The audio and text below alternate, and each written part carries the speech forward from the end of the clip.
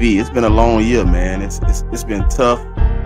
It's been draining. You know what I mean? But with new starts come new beginnings, man. Shout out to all the people that click in every week. They watch us faithfully, man. They loyal to the soil. No matter what the season brought us, man, it still brought us something good. But we gonna bring y'all something fresh and new today, man. A new intro for Inside the Nest. Yo, what's going on, everybody, man? It's your boy King DV, and I'm with my co-host Liddy. What's going on, bro?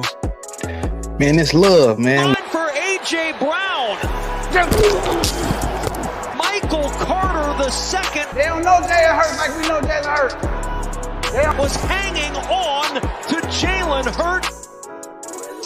Until next time, man. Y'all know what it is.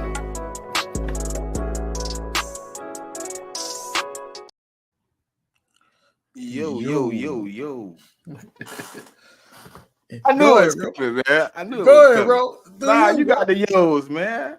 Okay. I want the minute. Yo. What's going on, everybody, man? It's your boy King DV, man. And this is Inside the Nuts, man. I'm with my co-host Smitty. What's going on, bro? And it's love, man. It's the end of the season, man. It's been draining. It's been suffocating. It's been hard to breathe, but I ain't gonna lie to you. It kind of felt a little relieving to take that loss. Like, you know what I'm saying? You never want to lose, but like just to be able to know you're getting a fresh start, you know what I'm saying? You get to start working the phones, you get to start talking to these coaches, you get to start seeing what the plan is moving forward. I don't know if Sirianni is gonna be the coach. He met with ownership today. And as you was telling me before we got on here, I knew he met with ownership, but I didn't know the whole premise. He had to bring his game plan. He had to show what he was doing moving forward. And if it ain't satisfactory to Jeffrey Lurie and Howie Roseman, man, he could be answering phones in a couple hours, man. He could be talking to somebody else. He could be answering the phone while we live. You know what I'm saying? We riding out. I know people thought we was gonna duck and hide or whatever. The fans from the other side, but we don't do that. You know what I'm saying? We here Wednesday, 7. Well, we was a little late. But we was waiting for the Jalen Hurts interview to be over with, man, to kind of see what he was touching on and what he was delivering to us. I've been on record, pretty much stating that, the Jalen Hurts leadership that I did not like. I wanted to see something different. And in the Tampa Bay game, even though, we wasn't able to capitalize or able to win the game, I seen a different Jalen Hurts, man. People told me, not to ask him to be different. I just asked him to be better. And he was out there, man. He was around people. He was talking to the guys.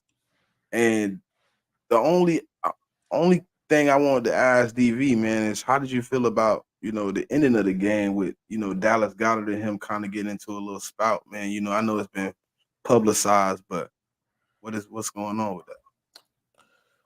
So I listened to Dallas Goedert's interview, and Dallas Goedert basically said it had nothing to do with that. It was more so his fault than Jalen Hurts. But you can read body language, bro. Like, they could give us all the smoke screens that they want to. You can read body language, man. He was kind of frustrated because he's running the routes correctly, and Jalen Hurts is not finding them, And that's on strength for Jalen Hurts, but it's also on strength of whoever called those plays. We can't say Brian Johnson. We possibly could say Nick Sirianni because we know what type of guy he is at the end of the day. But with that being said, I don't have no issue with it, man. Call out the person that's supposed to be your leader. Light a fire under him like, hey, I got to get this guy the ball. That's what AJ Brown did at the beginning of the year that everybody blew up. I'm pretty sure that Devontae Smith did it probably behind closed doors. I don't have no issue with him doing that. Now, my only issue is, it puts Jalen Hurts in a tougher decision making wise because now you got to think about what the coaches want you to do, but what you want to do as well. So that's basically where you're at with it. That's why I said it was a lot of confliction with Jalen Hurts, indecisiveness with Jalen Hurts this year, and that just showed it, because if we had more time, he would have got Dallas Goedert the ball. It wouldn't have just been on Devontae Smith. It would have been on Dallas Goedert too. So, he's out there running routes and everything. Get him the ball. So at the end of the day, I think that, Jalen Hurts needs to be better. I'm not excluding him from nothing. I don't care how many people say he's not Superman and all that. I get it. He's not Superman. I feel like that they could have protected the asset, the investment better on the contract extension or the new contract. It should have been more blocking of the blitz, more or less of Jalen Hurts not being Jalen Hurts, because I feel like this 8 games stretch, I think they were Nick Sirianni was trying to make him more like how they had Phillip Rivers. I was gonna say that, but I didn't want to say it. Right? That's why I feel it's so Nick Sirianni like. Offense, when you look at it, it wasn't even people. I had to stop saying we calling the same 6 plays. No. We're calling a variation of route running on the outside. The thing about the route running on the outside is it's not anything reaching the middle of the field. It's none of that. It's just like glitz and glamour outside, nothing in the middle. And then when you look at the middle of the field, it's like there is so much open real estate to use. We're not using. And that's the thing I was trying to say about Brian Johnson. Like, where did Julio catch his first touchdown? Across the middle. Where did he catch his next touchdown? Across the middle. The last touchdown. Is that really? Well, no, it started in the middle and then it came out a little bit. He had to run with Jalen, but the route ran him to the middle. That's what I'm saying. It started in the middle. And then that second touchdown was outside, but the route was even nice. He had him in tight, and he made him look like he was going in, and then he bubbled back out. Wide open touch. Like, it's stuff like that, but you got to use even if you only manipulate the middle of the field, you have to make defenses respect the middle. And if they could play outside, defenses like that. That means my linebackers ain't got to do no work.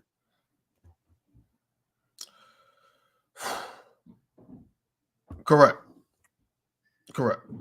I think that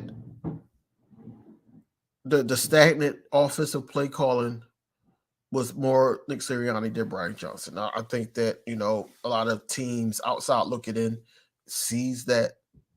They know that this is why Brian Johnson is getting those looks right now to try to get him away from Nick Sirianni. I'm just being honest. I think that Brian Johnson get a head coaching job. I feel like that you're going to see his creativity that he should have been doing here. And then all questions will be answered, especially if he gets that Titan job. If he gets that Titan job, you're going to see the creativity. With that being said, I think that the middle of the field has been an issue on both sides of the ball, offensively and defensively. But defensively, we know why though. We know why. Nah, it's supposed to random. It's supposed to and Darlene. It's supposed to have a question mark. You got a question mark on your screen in the title, bro? Yeah. It's a question mark. It's a question mark. It says Kelce retires? Question mark. Exclamation! Exclamation! Let's touch on that real quick. So I think that JC Kelce, he's an emotional guy. We see that from time to time again, man. From the time where we won the Super Bowl, he had on the Mardi Gras type outfit on, and he was emotional there from the time where he basically was saying, "What's going on, Stu?" He basically was saying how how it is to play in Philly. If we get booed and things like that. I think that whatever he said in that press conference should have been played every single year after that, because that's basically what we want. We want your best efforts. We want you to give a fuck, basically. Not to curse, but we want you to care. We want you to care on the field as much as you care off the field about the community. Play for the city, embody the city. And I feel like JC Kelce embodied the city. Now, with that being said, I think that he was in the heat of the moment of the loss. He didn't want to go out like that. Any man don't want to go out like that. And I feel like I feel like Jason Kelce will be back next year. That's about call. I think when you listen to Jason Kelce talk the day after, you listen to him on his podcast talk, he was genuine, man. He was just basically like, the heat of the moment kind of riled him up. He kind of had a mix of emotions at the moment. Mm-hmm. And then he kind of, today you can kind of tell he didn't want to end it like that. And I got a feeling, listen, low key, a little inside birdie said it might be one more run. Kelce only got one more year in his contract. If that is true, and he is planning on retiring next year, I can see the brothers with the boys, Fletcher and Brandon, with Travis, even though he on another team, I can see them all coming back and making a final run, a big farewell tour, man.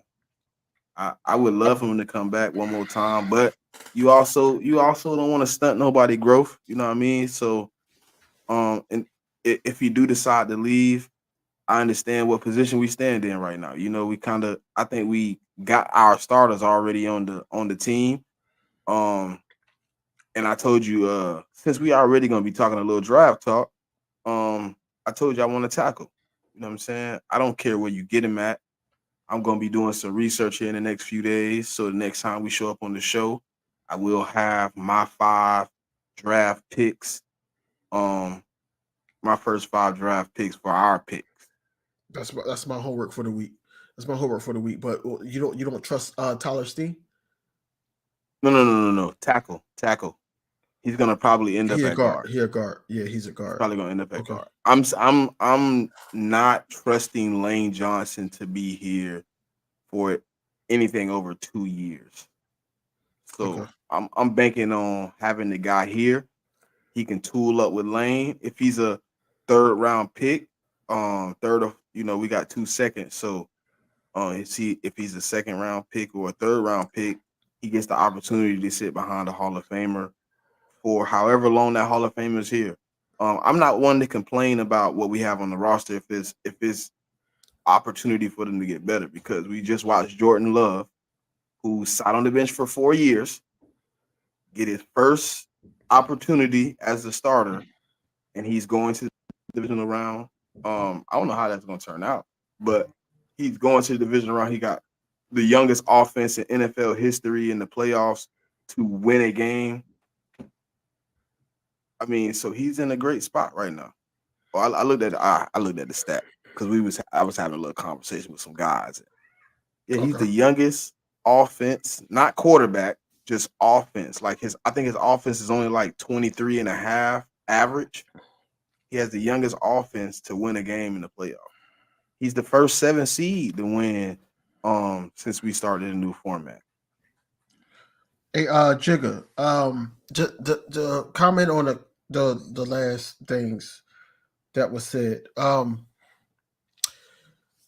BG Kelce, the one that he said love BG, but he needs to hang it up. Cox and Kelce can come back.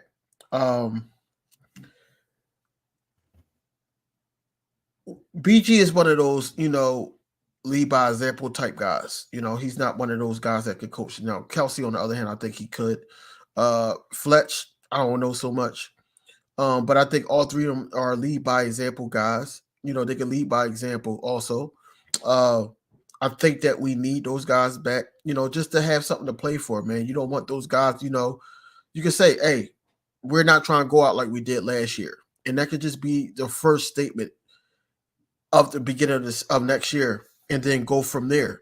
But we need those guys back, man. I think that, that's the heart and soul of what we embody as Philadelphia Eagles. You think them big 3 had a sit down, had a talk, had a dinner? Of course they did, because at the end of the day, they are talked about going out together, going out or not coming back, I should say. I think that that's what we need to do. I think that they would be good rotational pieces. Now, what I think how we should do is should line it up like we had the previous year, and have some younger guys or some guys in there that they can rotate with, so they could be healthy the whole year, and get those snaps in. They just got to put in perspective on where to place them in what situations and things like that. And that's going to come down to the defensive coordinator that we get next year, because I don't think both of those guys come back at all. What about Denard Wilson? Would you bring him back as the DC? Who you said, Denard Wilson? Yeah, he interviewing for some jobs right now too. That's cool. No, I wouldn't. Why not? The locker room liked him. That's cool. No, I wouldn't. Where I'm at with it with coaching right now, honestly, bro, is that I think that we need a new voice and a stern voice. I think that we need coaches Well, in he's here been that's gone for a year. That's what I'm saying. He ain't been here. He left. cool. He went over there with some new guys. Mm-hmm. I mean, he obviously is somebody that was holding people accountable. I'm assuming.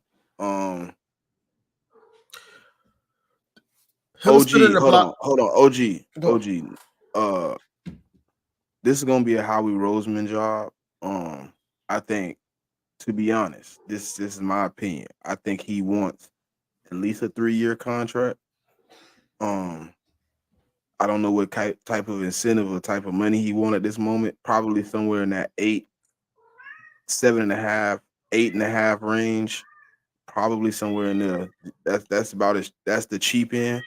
But he could be somewhere in that 9.5 to 10 range. If he in the 7.5 range, I would give him the 3 years, about $25 million. Give him probably 5 of that up front. Give him about an average of 6 a year, and then give him probably $2 million in incentives per year. With that being said, will Howie Roseman do that? I have no idea. Because I mean, that's really only like $12 million guaranteed, which would be on the up and up. I mean, that's a great contract. The last year of the contract probably won't be guaranteed.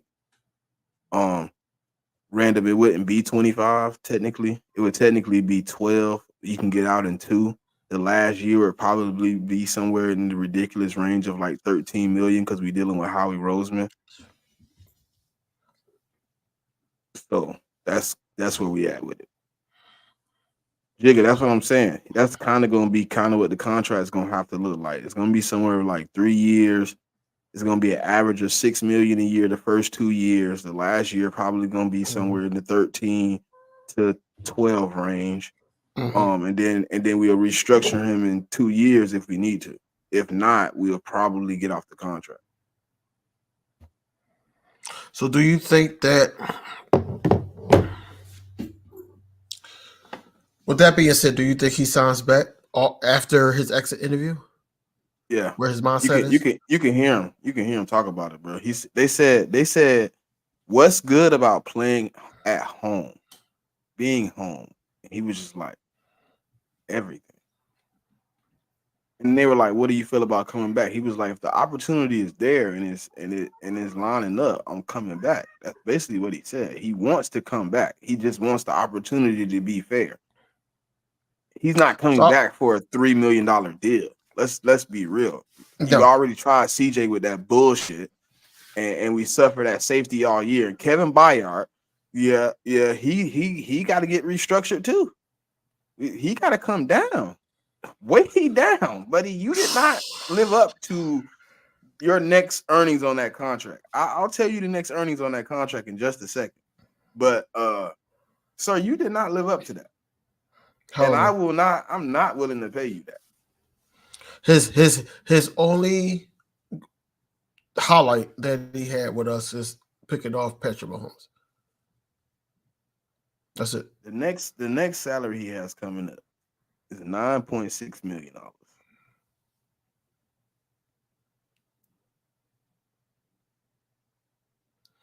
I think, but regardless, he has to restructure because Howie's not going to take the cap hit. Hell no. It's a $14 million cap hit. So I'm saying he didn't take a cap hit for guys that he's loyal to. Why would you think he would take a cap hit for that guy? Not that big. He gonna restructure that. No, Swift is not going anywhere. Oh shit. OG agree with me? Oh man. Hey, I'm making progress. I'm making yeah, he not. progress. So the Bradbury would have to be June 1st. The numbers is like drastically different. I think right now it's Mhm. crazy to cut them, but if you cut them Yeah, like June 1st, it's like, what do I tell you? yeah. Let me know, because I don't give a damn about no hit. I don't really care, bro. I'm gonna give him a Dollar Tree. I'm gonna give him a Dollar Tree vest. Let him like work there. Okay, so if you cut him before June 1st, it's an $8 million cap hit. If you cut him after June 1st, no, if you cut him before June 1st, it's a $17 million cap hit. If you cut him You cut him after June after. 1st, it's 11. Yeah. I think he'll take the 11. He can move it though. See what you do is how you move the dead cap for him. You give him a void year on the cut. You still end up paying him when you're not on your team, but you end up paying him like $4 million or something like that. It's weird how they do it, but they stretch it out because it's like it's players on teams that's getting contracts, Uh-huh. but they're not on the team anymore. You know what I mean?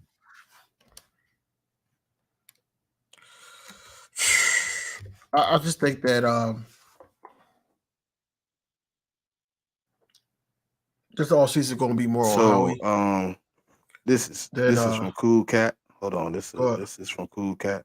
It says both Eagles GM Howie Roseman and head coach Nick Sirianni have been reaching out to available NFL coaches and coordinators, as well as coaching agents across the league, to evaluate potential coordinator candidates to join the coaching staff as they plan for the 2024 season. Nick Sirianni, y'all, is officially your 2024-2025 head coach.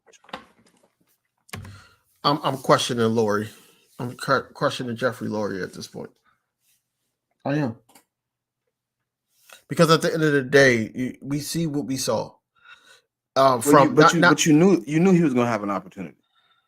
You knew he was gonna have an opportunity. We all knew it sitting here. He won a Super Bowl.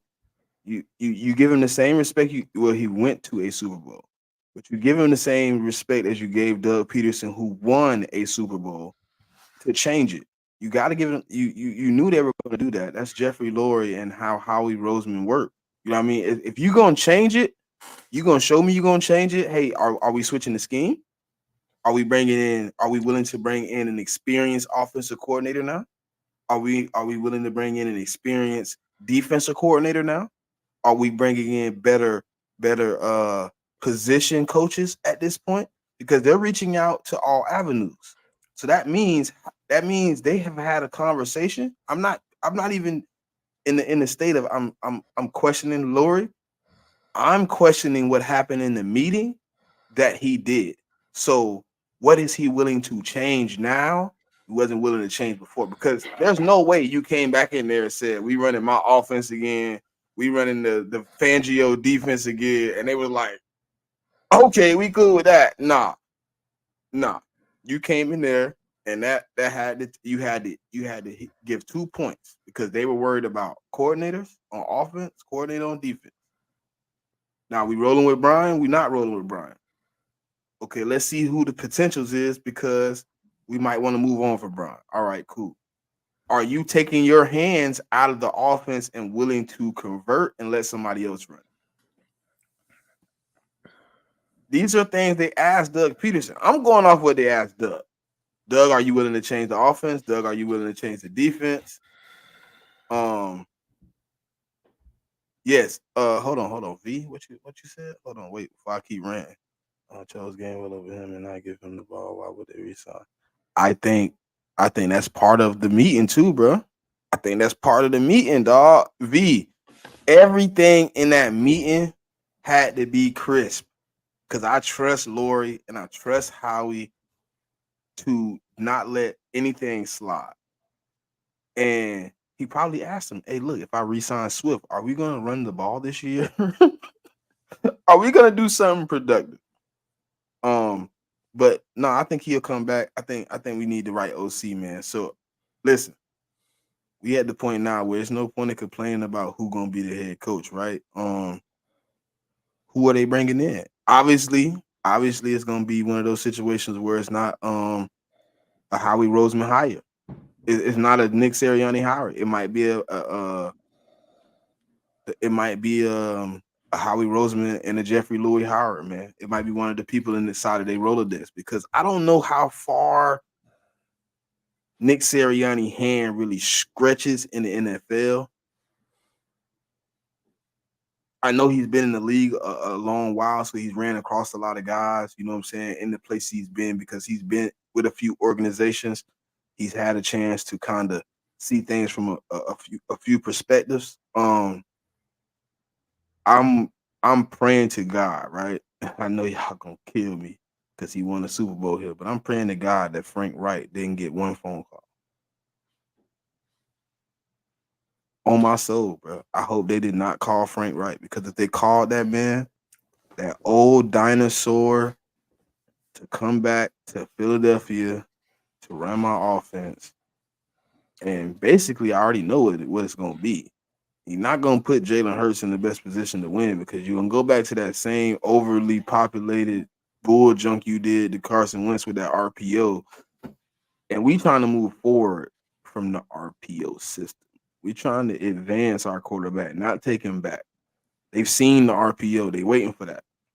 we got to get better.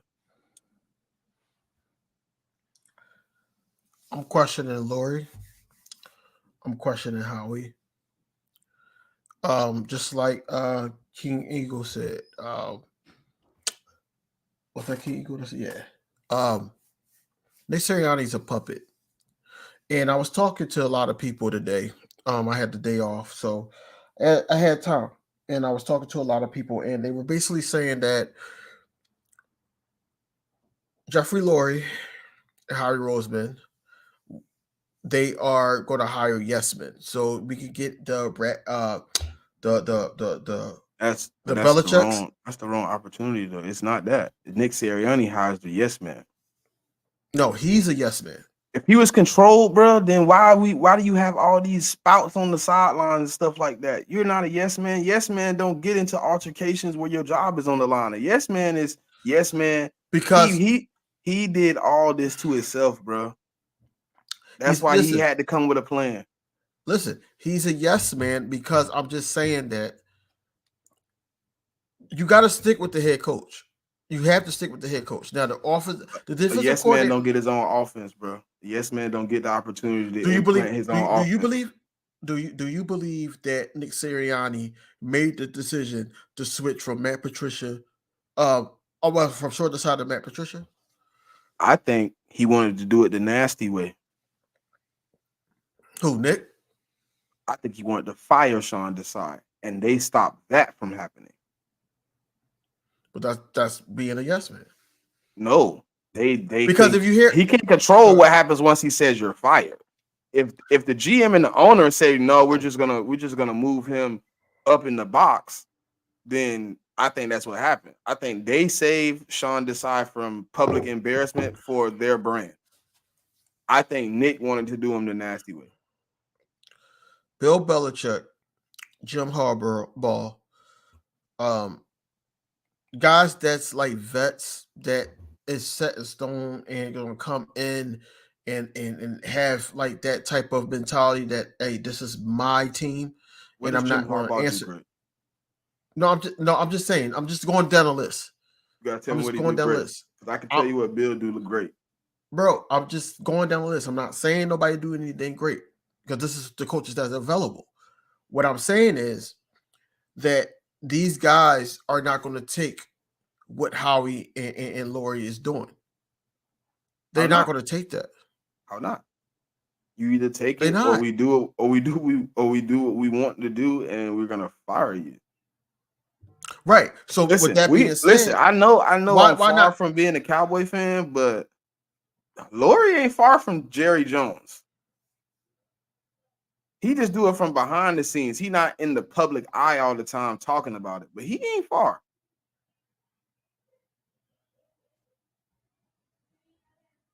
Nah, Jigga, because you can save face. You save face, right? You like, oh no, we put him in the box. And then look at what they gave him. They didn't even say he wasn't the defensive coordinator. They didn't. If you ever look at the Eagles website before they changed everything, they had him still as the defensive coordinator. They had your boy Matt Patricia down as the defensive play caller, not the coordinator, just the play caller. It's more embarrassing to see you on the front of the screen and they say you fired. I ain't gonna lie. I'd rather keep getting paid than be sitting at home hoping for phone calls.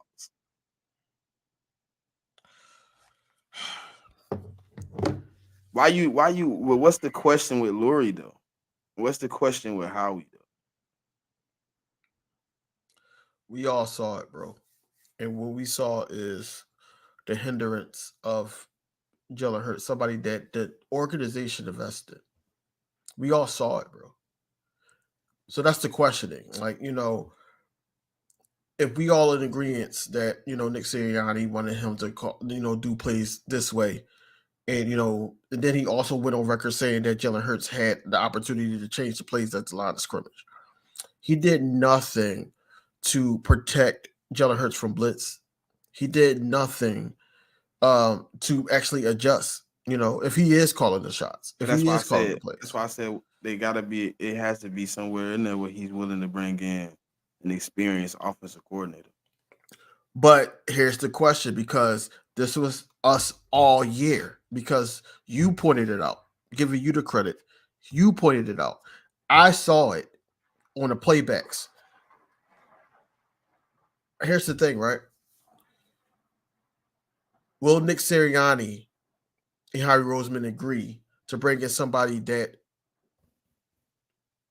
Nick Sirianni just had to step back and let that? I know who we can bring in. I'm just saying.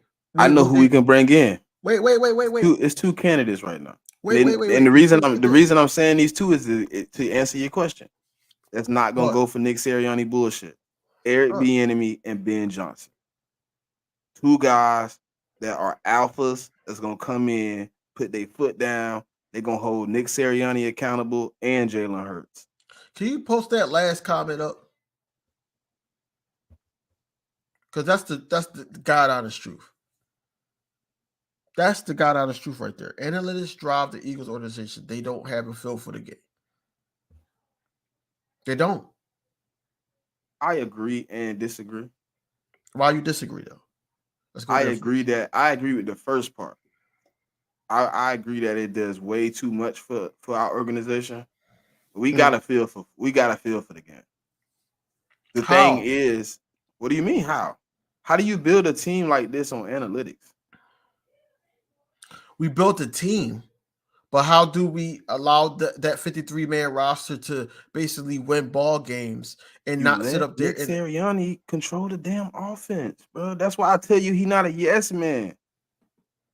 That's why I disagree with the yes man comments, because a yes man would have been told, pull your hand out the bag and let somebody else call the offense. No, he was given the will and the way to do what he wanted to on that field. That's not a yes man, bro. It's not a yes man. A yes man is told what to do.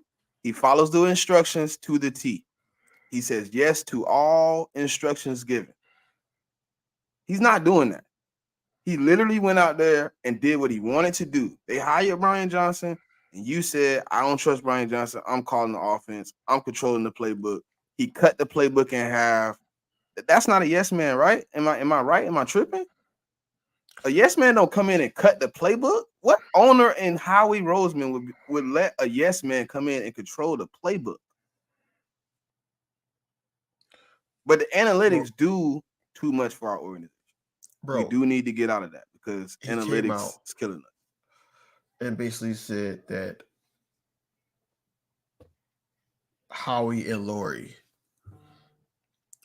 was on his side of like play calling and the things that he was doing.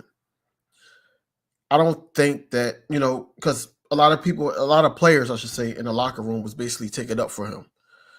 Basically saying that, he's a winner. He's basically one of those guys that could control the locker room. Everybody had a big up for him. You know, that could be part of the reason why he could be back.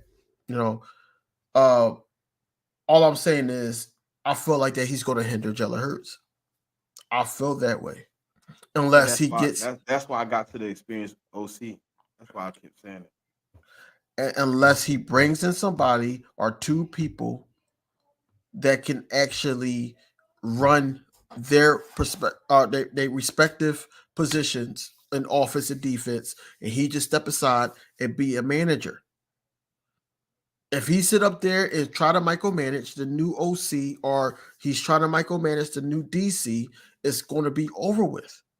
He's going to be on the hot seat if he comes back in 2024. We don't know how true these reports is yet, but we're just going and reporting what we see.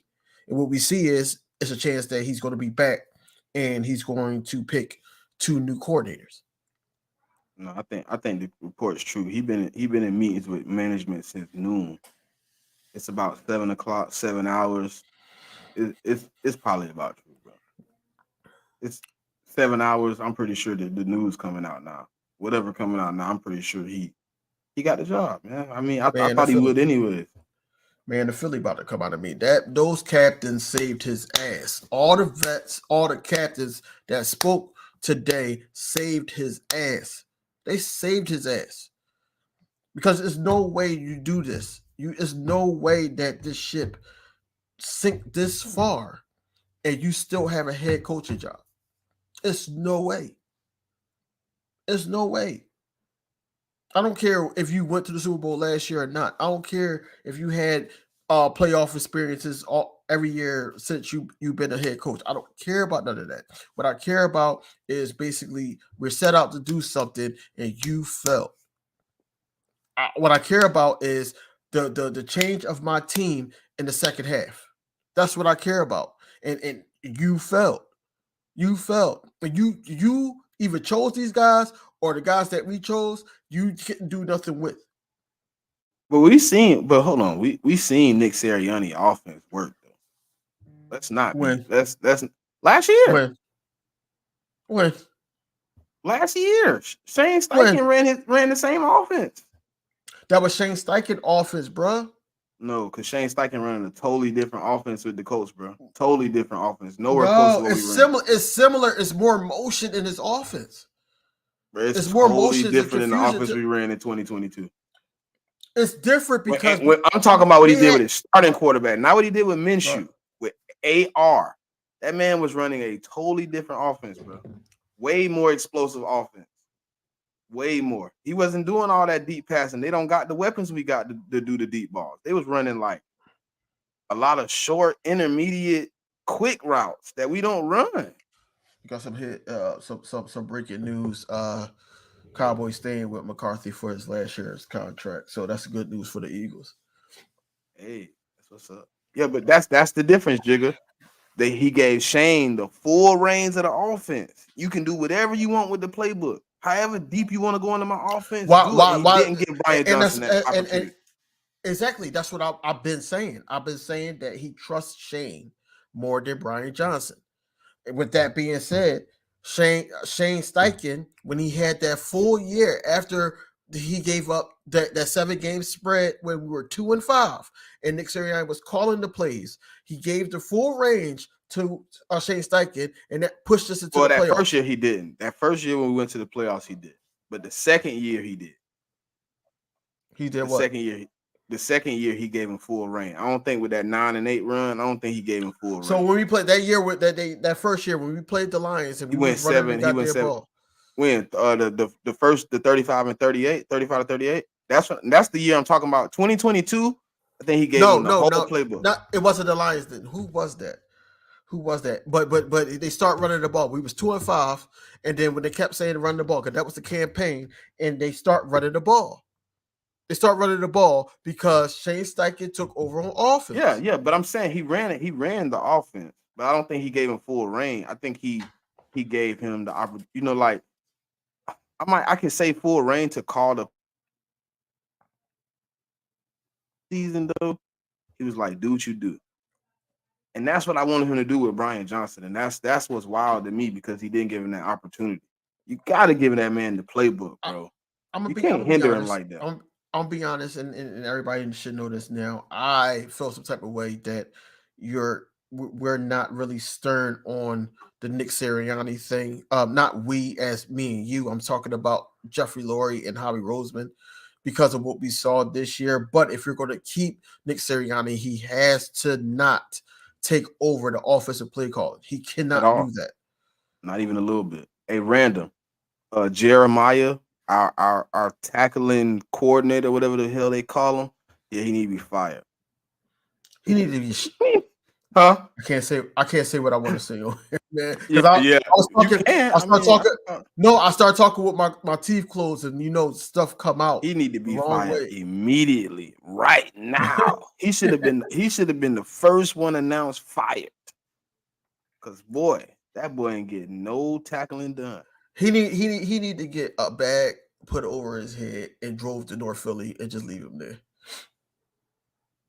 Take him down to Kensington.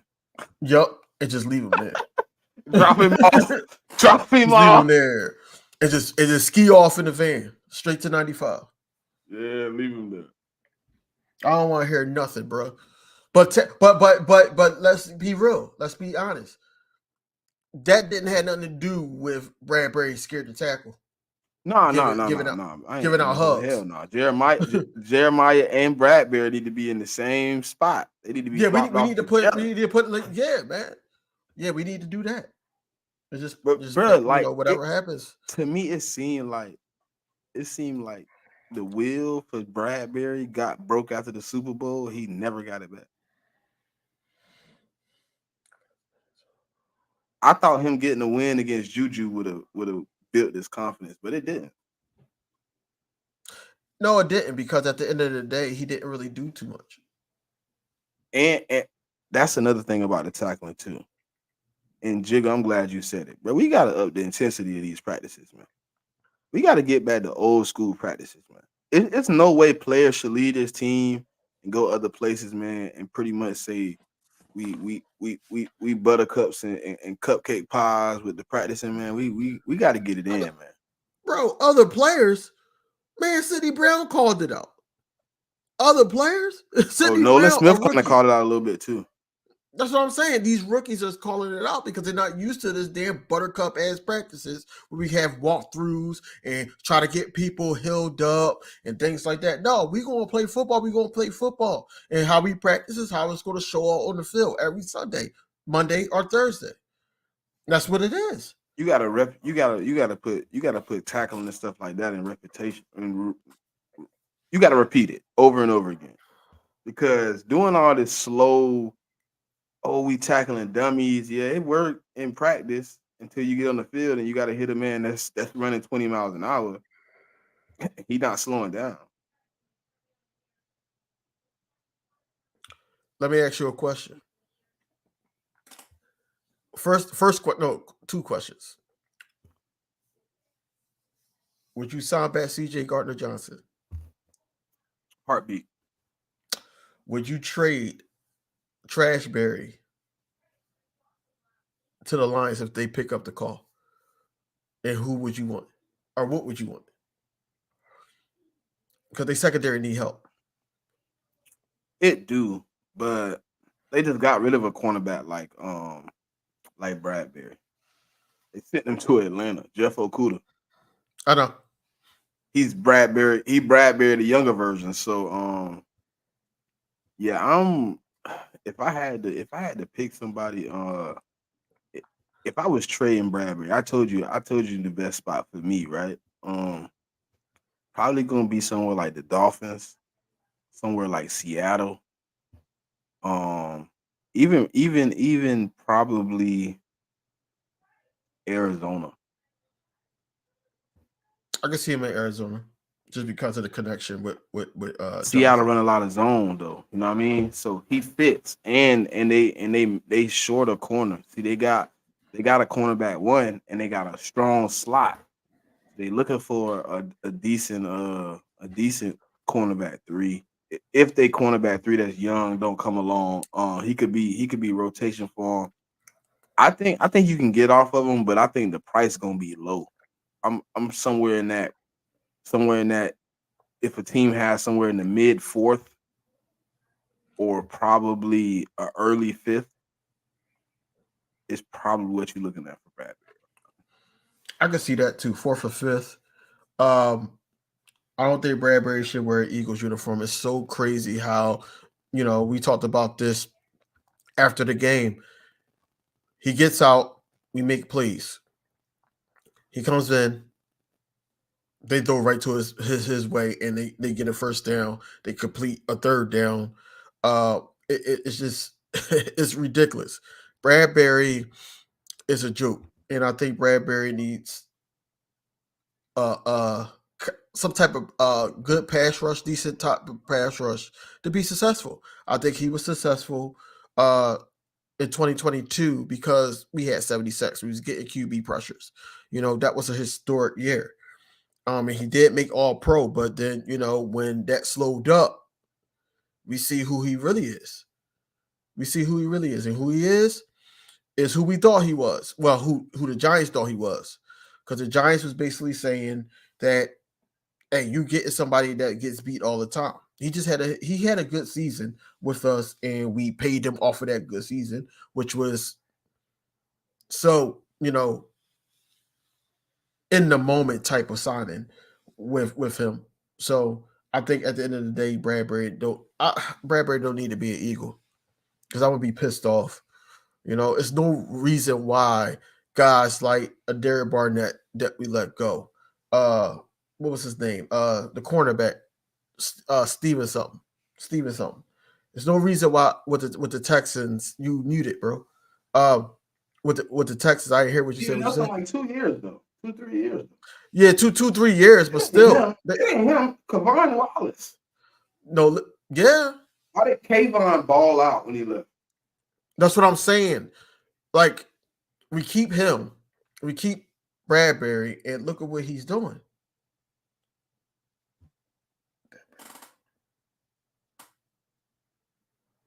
He talk about me.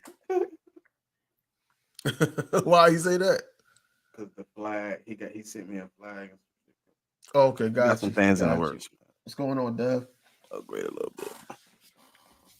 But yeah, I just think that Trashberry don't need to be in our team no more. I think that these rookies had enough experience for the first year to see what they did wrong and try to get better in the offseason. Nah, King, what we're gonna do is we're gonna take a partial hit for that cap. We're gonna let the other team pick up the rest. Yeah, that's fine. That's fine with me. I'm okay with it. Regardless of what you do, get him off my team, bro. I don't want to see him in no tier. Somebody will take him for like $8 million. They'll take him quick. About it. Yeah. Okay. Give me the $5 million cap hit. You take him for the 8. We call it even. You give me a 5th round pick. You out of here. Cool. Jonathan Gannon would do that. Or Seattle. Jonathan Gannon might give me a. I don't know if Arizona will deal with this. That's the problem for me, DB. I'm listening. I don't know if Arizona will deal with us. I don't know if they'll negotiate with us at all. After the situation because it's being said that they got leaked from the Eagles. Yeah. Hours before the drafts. So they had a whole draft board laid out. They didn't expect to get hit and have to give up a draft pick right there. Who's to say they didn't miss out on the player they had and he was available at that pick? You know what I mean? Mm-hmm. And what if that said player had a good season? The fact that we had questions about Kelly Ringo coming in and the way he turns and he can't keep up in the slot, or he can't keep up with speedy receivers and everything like that, and he had a better season than Bradbury, speaks volumes. And he didn't even play every game. He had a pretty good season, though. That's what I'm saying. He had a better season than Bradbury,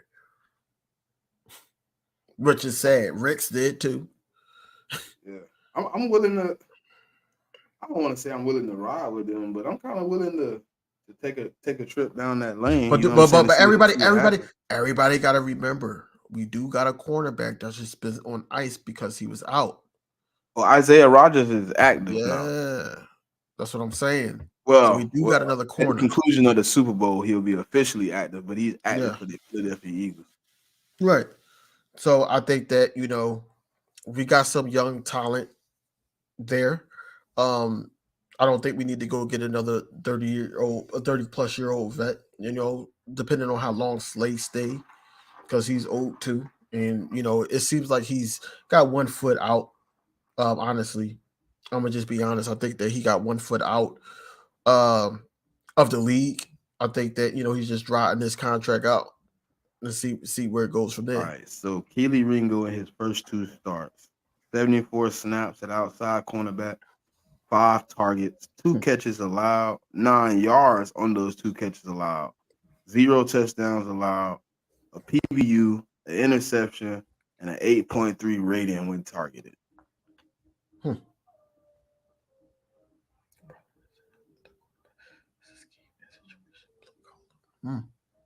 Oh, they be back to this. Huh? We back to the quarterback and the situational play calling. What happened? I'm What? just looking at the comments. It's a mixture of both to me. Because we could only go by what these guys say. And like I said, Nick Sirianni came out and said that Jalen Hurts has the opportunity to change the plays up. It was out of times. I don't want to break up the brutal loss in the last game, but it was a couple times that DeAndre Swift was out there while they were blitzing, and he could have just dumped it to him. We could have got the first down. We could have got some good yardage, and he chose to throw it down the field. So, like I said, it's a mixture of both, but it's blamely on the coaching staff. The coaching staff has to give or make plays surrounded by or could try to combat that blitz. That blitz needs to be combated. We can't just keep putting Kenneth Gainwell on there right there to do the pass block, or putting Stoll right there, even though that's our 2 good blockers right there. But at the same time, they're getting beat. So now you got to make plays around it. You got to pass the ball in short field to the point where, hey, they get yards at the catch. You got to utilize Jalen Hurts, try to make him confuse guys. Hey, Keely Ringo low key went crazy against the Giants, bro. He did. That's what I'm saying. That he had a Yeah, better he was. season. It was And a 3 of 5, that 18 game. yards, an interception, a PBU, and a sack. He kind of went low key crazy. Hey, Twins. Hey, Jigga. And that's crazy because you ain't say hi to me earlier this morning when we was on Farzi's show, but that's okay. Anyway, I agree with you. I think that how do you sit up there and have a guy that had a swan finger spring or whatever, and you throw the ball that much and you don't utilize the run because it's not working. You don't drill at it. I swear, other teams. I watched other teams before we even played face teams that were stopping them in the run, and then as soon as it broke out, the offense opened. Like, we don't do things like that. It's weird, but we would, with an injured finger, our quarterback is going to throw the ball down the field. When they was just saying that, hey, he's not doing deep passes, he's doing more like short passes and whatever. Like, what are we doing? He gonna say what's up, King. Now he funny as hell. Who calls the blitz protections? Random extra question. It's supposed to be actually Jalen Hurts and Jason Kelce. Yeah. We hear other teams, man. Like when I was watching the Cowboys game versus the Packers, even though they were getting their ass rocked, period, pause. You heard that was egregious, DV. I said pause, bro. I caught myself. So we hear Dak Prescott come out of something because he knows that person's blitzing, because they're going off of when he say, here we go, that person jumps. So now we know he blitzes. So now we can sit up there and change what we need to change. We got 10 seconds left. Jalen Hurts doesn't do that. That's why I said it's a mixture of both, but you could put majority of the blame on the coaching. But it's a mixture of both. At the end of the day, it's not just Jalen Hurts and it's not just coaching. It's a mixture of both, but it's majority coaching. They got to take the brunt of it because that's where it's going to start at. It's coaching. It's kind of funny that both of us kept our coaches though. It's kind of hilarious. We both came up with the shortcomings. We both kind of melted down in the worst moment, and they both kept their job. Interesting. Yeah. But it also could be promising for me. I mean, if Nick Sirianni is willing to give up putting his hands all in the offense and doing all this unnecessary stuff, man, and letting people actually come in and do their job, you ain't out like I was asking you earlier, but you didn't answer the question. See, I asked you what Jim Harbaugh does great. And Nick Sirianni I can't really tell. I can't really tell you. Because he doesn't. He doesn't do anything great but lead. He gets the guys around him. He let them do their job, and he does his job. He keeps the team morale up.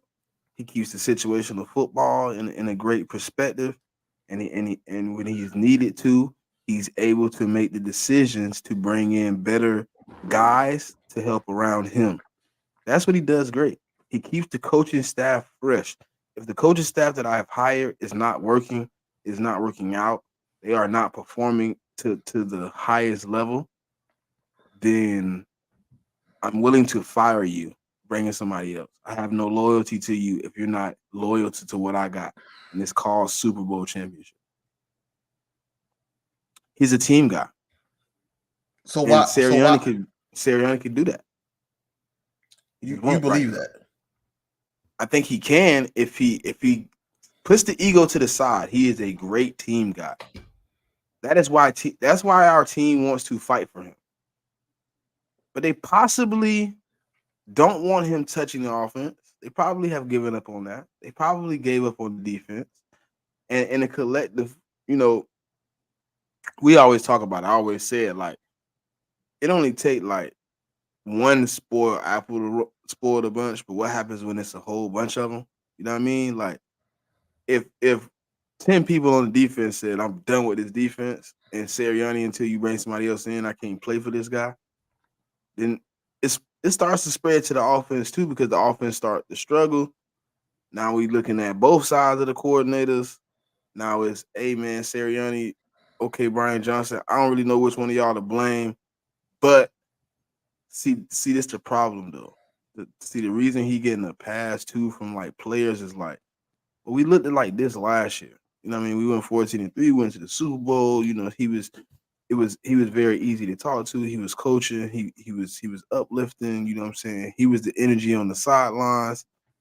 And then this year, he took the role of whatever he did.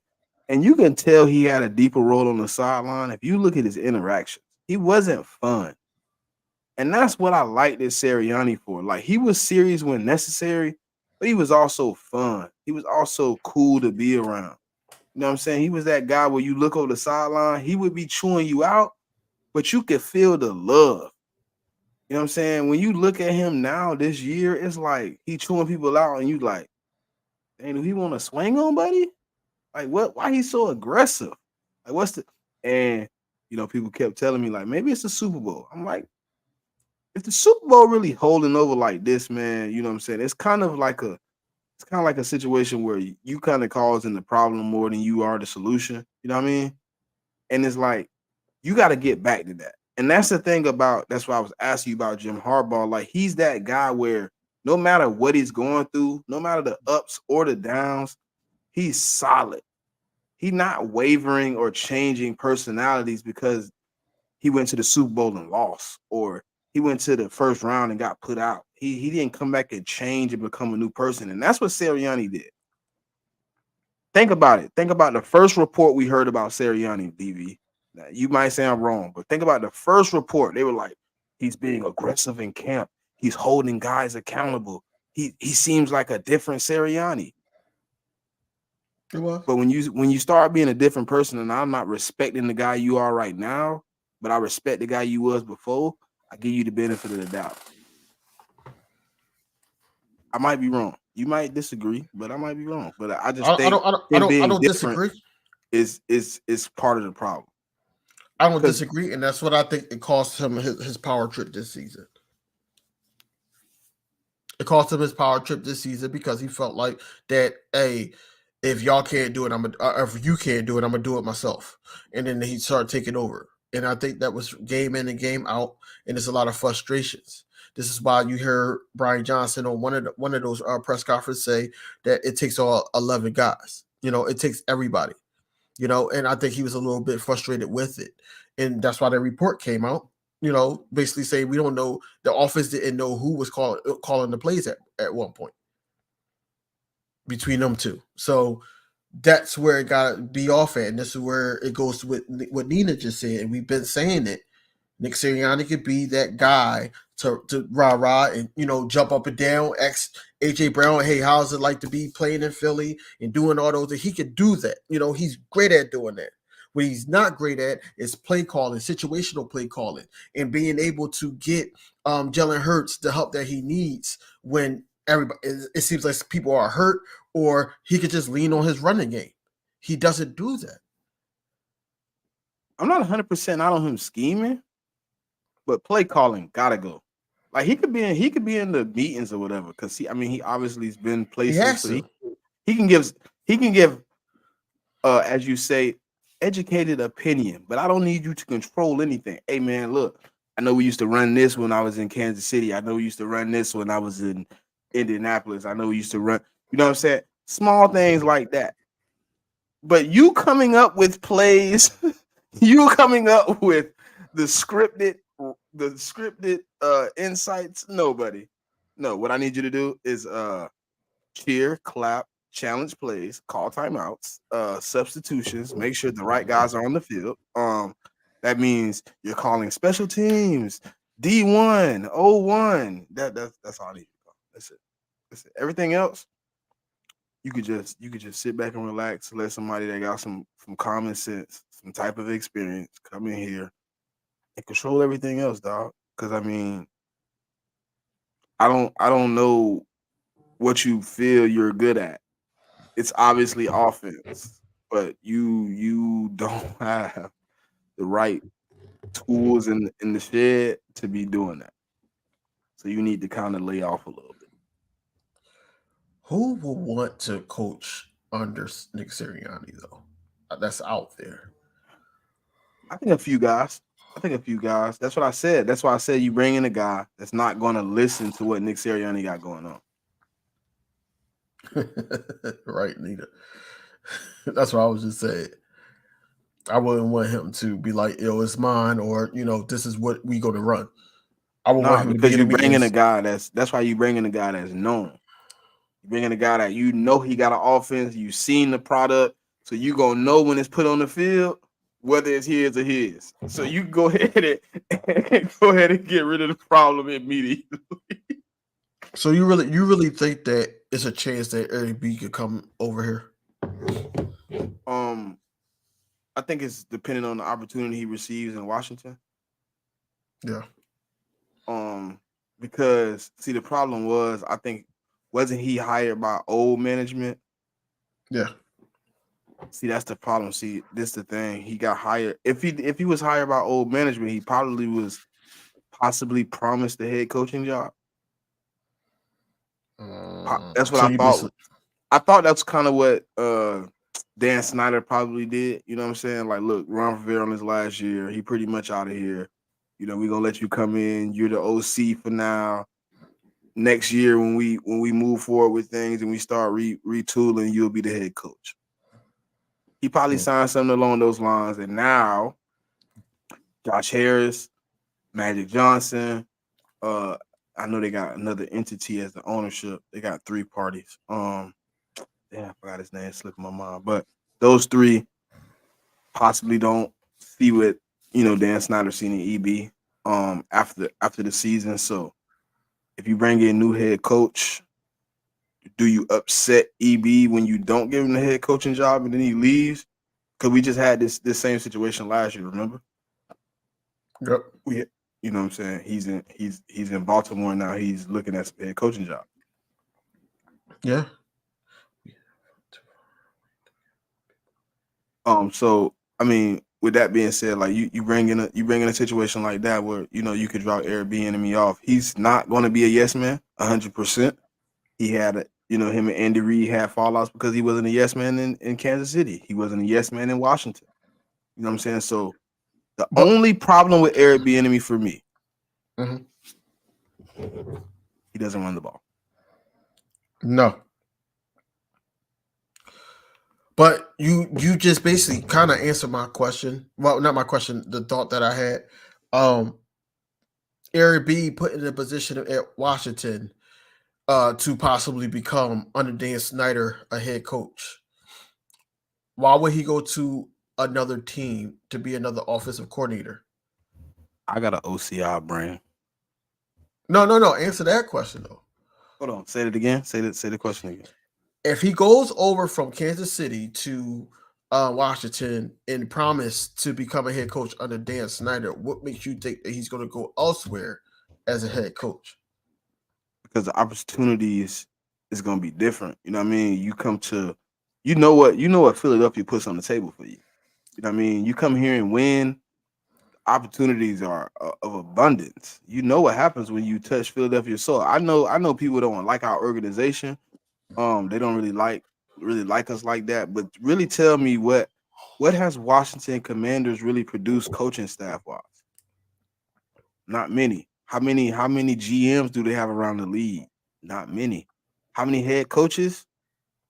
Not that many.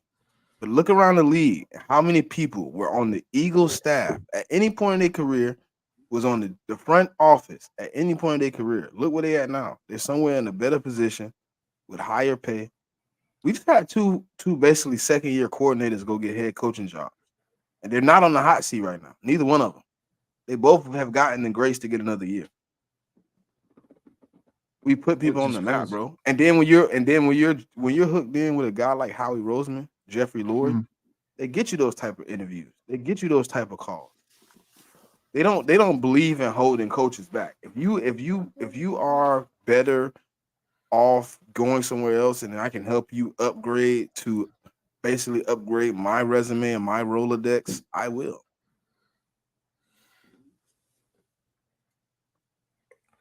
Nah, Jigga, you gotta get some. But you gotta do what the Ravens did, bro. You gotta think about it. Like, you gotta get people that's loyal to you. You know what I mean? Like, it was look how Greg Roman. How many times you think he got an offensive coordinator job offer or a head coaching job offer while he was with Harbaugh? Probably every year that boy Lamar Jackson went off. He got interviews every year. He was loyal to the soil. Like, nah, I'm riding out with Harbaugh. I'm here. This is what I'm in for. It's listen. That's what people don't understand. It's on the coordinator to take the interview. Dan Quinn, how many head coaching job interviews he had last year? 7. How many interviews he took? 0. Because he wanted to stay where he was at. You got the opportunity to stay.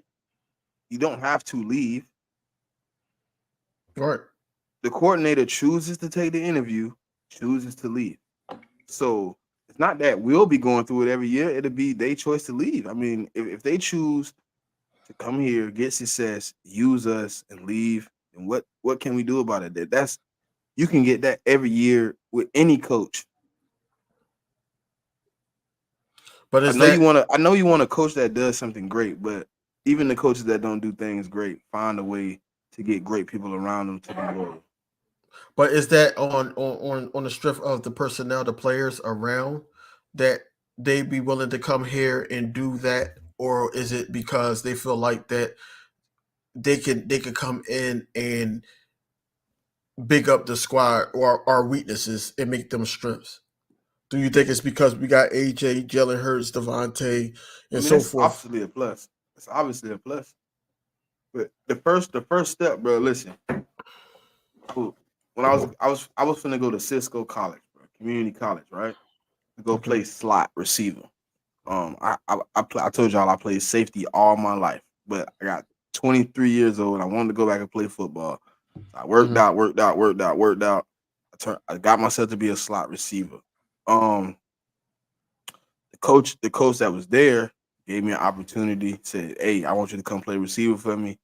I'm getting ready to move everybody, my family out there. Woo, right?" He get fired. I get in contact with the new coach. The new coach looks me up, finds out I play safety, tells me, "Look, I don't need a new receiver. I need you to go back to safety." And it's stuff like that. You know what I mean? Like with coaches coming in, it has to be some type of even ground, right? Like it has to be some type of meeting point. You can't bring in a guy, say for Ben Johnson, and tell him come run my offense. No, he has to come in and he has to understand, hey, look, you got all these weapons, but I'm letting you call your deal. So coming here is gonna have to be a Nick Sirianni respect factor. How much do you respect him? And his face when you really look around the league, I don't know how much respect he has because he's done so much asinine stuff and situational wins. Like, why did you yell at Kansas City? Exactly. That's where I was about to Why go were at. you standing on balconies yelling at fans? And like, why are you standing on the seats yelling at fans about this? Why are you in Indianapolis screaming, "This is for Frank Wright"? And like, it's stuff like that. It's like small things. So like, have other coaches looked at him and was like, I don't really want to coach with that dude. Right. I don't really want the fire that's gonna come off of coaching with that dude. So it's at a point where like, how many of those coaches can deal with what he bringing to the table and be okay with it? But it also helps that you have the offense you do. Jeff Stoutland probably makes it a little easier. This would be for me, right? Outside of Jeff Stoutland.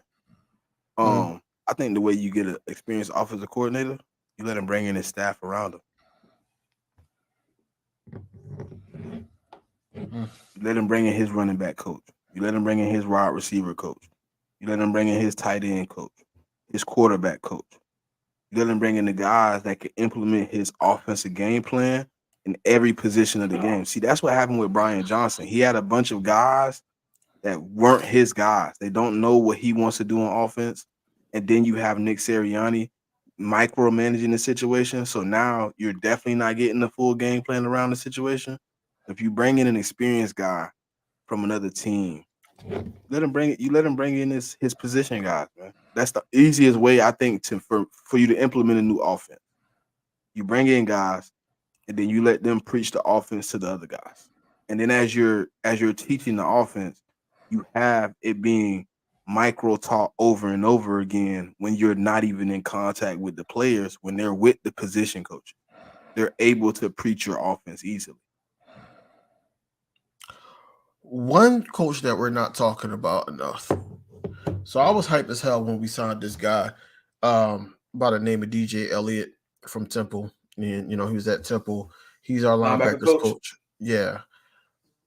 I don't think he need to come back, bro. I know he was handed. He's our inside linebacker coach. But Jeremiah is the outside linebacker coach, and they can hold hands and do the hop, skip, jip, backflip out the door, buddy. I don't think they need to be back, man. The linebackers just look like not even prepared. We brought in vets, I just think that it should have been better prepared at coverage. They got picked on, like we said, all the linebackers got picked on. The left side or the quarterbacks, the opposing quarterbacks left side of the field got picked on. But yeah, it starts with the linebackers. Linebackers have to set the tone and in coverage, and they weren't consistent. I could just have like a couple games that they were consistent, and that was the one where I think the game after Kobe Dean got hurt, and everybody was bigging up Nicholas Morrow and Zach Cunningham in that duel for a couple games. What's your confidence in him in the new system? Who? Kobe Dean.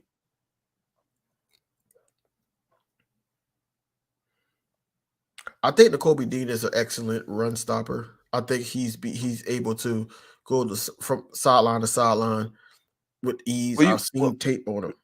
True. But I think that his difficultness is going to be coverage. It's going to be no, coverage. but this is the thing. That's why I said a new scheme. You're gonna take that 4-2 out of here. That's the Fangio scheme. That's the only scheme that runs two linebackers. So you saying basically in the without the league. Fangio scheme? Without Yes, that that's why I scheme, said a new scheme where he's probably playing with two other linebackers, to other possibly, linebackers. or a It could work. hybrid safety at least as the third linebacker, if you want to. That could work. That could work. Now, where he's mostly, to me, in the 4-3 scheme, he's mostly going to be covering like running backs, or he'll be blitzing the quarterback if he's not spying. But see, that's his speed. I'm cool with that.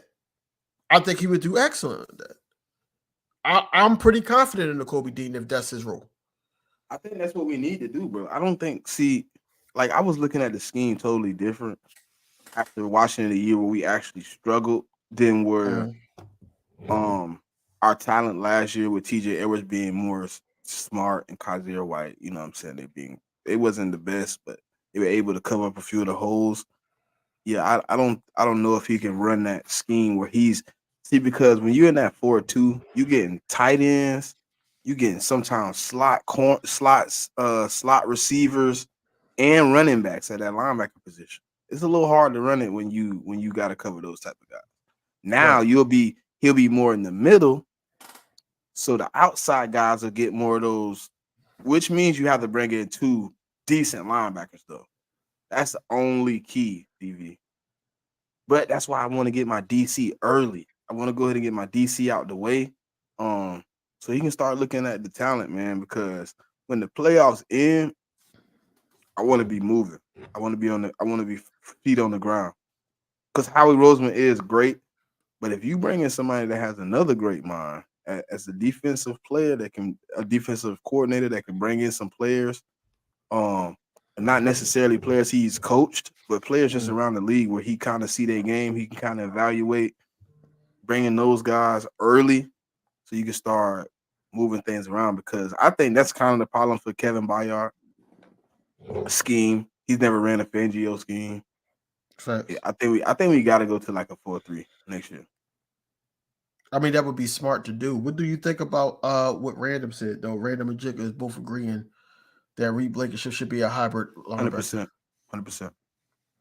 So who do you put in that position? Do you put Sidney Brown back there? Yeah. I'm putting Sidney Brown. And if we don't keep Kevin Byard, I'm going to get a guy. Don't really matter what guy, as long as he's a guy. Bringing him in. Because I think I really like Sidney Brown back there. Like he really shows some signs, and I think in a better scheme he'll be even better. I think a lot of our guys that we seen go play in different schemes perform so well because our schemes suck so bad. Yeah, I'm just reading the piggyback off of what Cool Cat sent you about Jeremiah Trotter, right? You put him on one side. You put Kobe Dean in the middle, and you put Reed Blankenship on the other side. You put Sidney Brown back there, and you bring in a safety.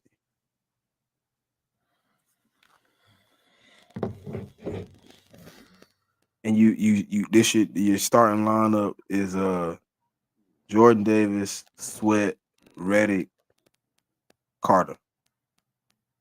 With you got Ringo, Rogers, Slay. You need one more. You need one more lineman though. Why? I gave you 5, 3. You gave me 8. Sweat. I gave you 4. I gave you 11. Oh, you doing it? You doing it like that? So you taking? I just went inside. So it's Sweat, Davis, Carter, Reddick. It'll be 4 down. Yeah, because I'm right with you, Random. I think Milton needs some more snaps, man. I think Milton first man off the bench. I don't think he's gonna be the starter though. I just don't. So you think he's a rotational guy? You think he rotational? I don't see him being the But- starter. I just don't. I don't know why. But this is the sad part. You know, we're not talking about, like, besides you say Jeremiah, we're not talking about guys from somewhere else. We're talking about guys that we already have. What you mean? By changing the scheme, that's what I'm saying, that these guys was put in situations that they're not used to. So I think that us not really talking about getting rid of somebody besides Trashberry, but we're not talking about getting rid of people. You know, you talk about Kevin Byard I if think he's you not build traded. camaraderie like that, bro. You do. build camaraderie. You But build see, that's some the type issue. of sanctions. But that's the issue with most Philadelphia Eagles fans. They sit up there, don't like something, they're ready to get rid of them. They see somebody I'll available. take Leslie Frazier. They see somebody available, and then they say, "Let's get them." We get them. Oh no, they trash. But then they go somewhere else, and then they ball out. Who's the issue? What's the common denominator at that point? It's a scheme, bro. The scheme It's the got to scheme. go for people to be successful. That Vic Fangio scheme does have to go. We agree on that. It has to But go. it's one person that's gonna leave my team that people gonna kill me for, but he up for trade too. I must have got my head down, bro. Why? Because I know you about to be on some BS, bro. What you mean, bro? Go ahead. Say the name, bro. Vontae Maddox. Oh no, ain't nobody going. No, he done. Oh, who you thought I was gonna say, bro? Honestly, Kenneth Gainwell. no. Who you I thought? thought you was going. I thought you was going to say.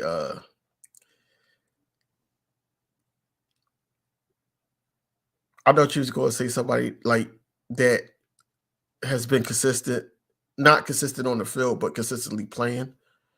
I thought it was going to be either like Josh Sweat. I thought it was going to be like Slay. No, I would never. Oh, I didn't say Slay was. Not tradable. That's what I'm saying. I thought it was going to be somebody like that. Maddox is already, yeah. I'm not opposed to trading Slay, but I actually want to see what we're able to do in the draft. I'm hoping. Listen, praying to God, we go earlier in the draft. We pull a dog at 22 for cornerback. That's my personal opinion. Even though I know what my team does, so it's probably gonna be a defensive or offensive lineman, and I'm gonna be pissed off. But trade deadline. Trade deadline. Not to cut you off, but trade deadline. Remember, it was talks about Patrick Surtain getting traded. If you're Howie Roseman, right? What's the offer for the Broncos? I'm giving you a first. I'm giving you a second. I'm giving you Bradbury. Ooh, no. I ain't even giving you Bradbury. I'm giving you a first, a second, a fifth, and a Vontae Maddox. I'll give up Bradbury and Avante for The money. You gotta think about money. I know. They're not taking all that. The only reason I said not Bradbury, I don't see a team that's rebuilding like that, taking an older guy with that type of contract, but I can see them taking a Maddox. The reason why I say they probably would is because anybody that's coming in, they want to try to learn the NFL from. So that's the guy to try to do that, even though we know what it is with him. Other players that come in on he's been in the league. I'm learning a lot from Bradbury. He could be that guy. He could be like the Tyrone Hill or I'm just naming basketball players on the top of my head that could teach these younger guys the game before he step off. That's another one I would go for. I know I think he's finna ask for a trade. Jair Alexander. I don't know. On a 1 year deal. On a 1 year deal. 1 year deal. It depends. It depends on what they do. If the ticket for somebody else is too high. Okay. But to answer Jigga question, bro, did you see that man's stats this year, Jigga? Mm-hmm. That man went nuts. Mm-hmm. looking for Terrell.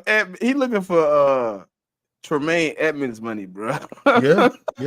He ain't I going ain't nowhere for touching no that. cheap dollar, dog. We should have got him when we had the chance, bro. When he was cheap. He ain't when, cheap no when more. he had That the boy looking for a chance, big bro. boy deal. Right. He balled out.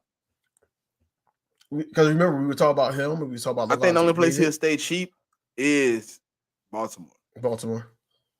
Baltimore. Yeah, because they set the tone there and on defense. So No, they brought in the right guy to be next to him. That too. See, the problem was they didn't draft him for the right reason. They really messed up. They drafted him to be the Mike. Found out he didn't work out at Mike after 2 years, 3 years, and was like, "Oh, let me bring in a real Mike and put you at will. See how you turn out at will."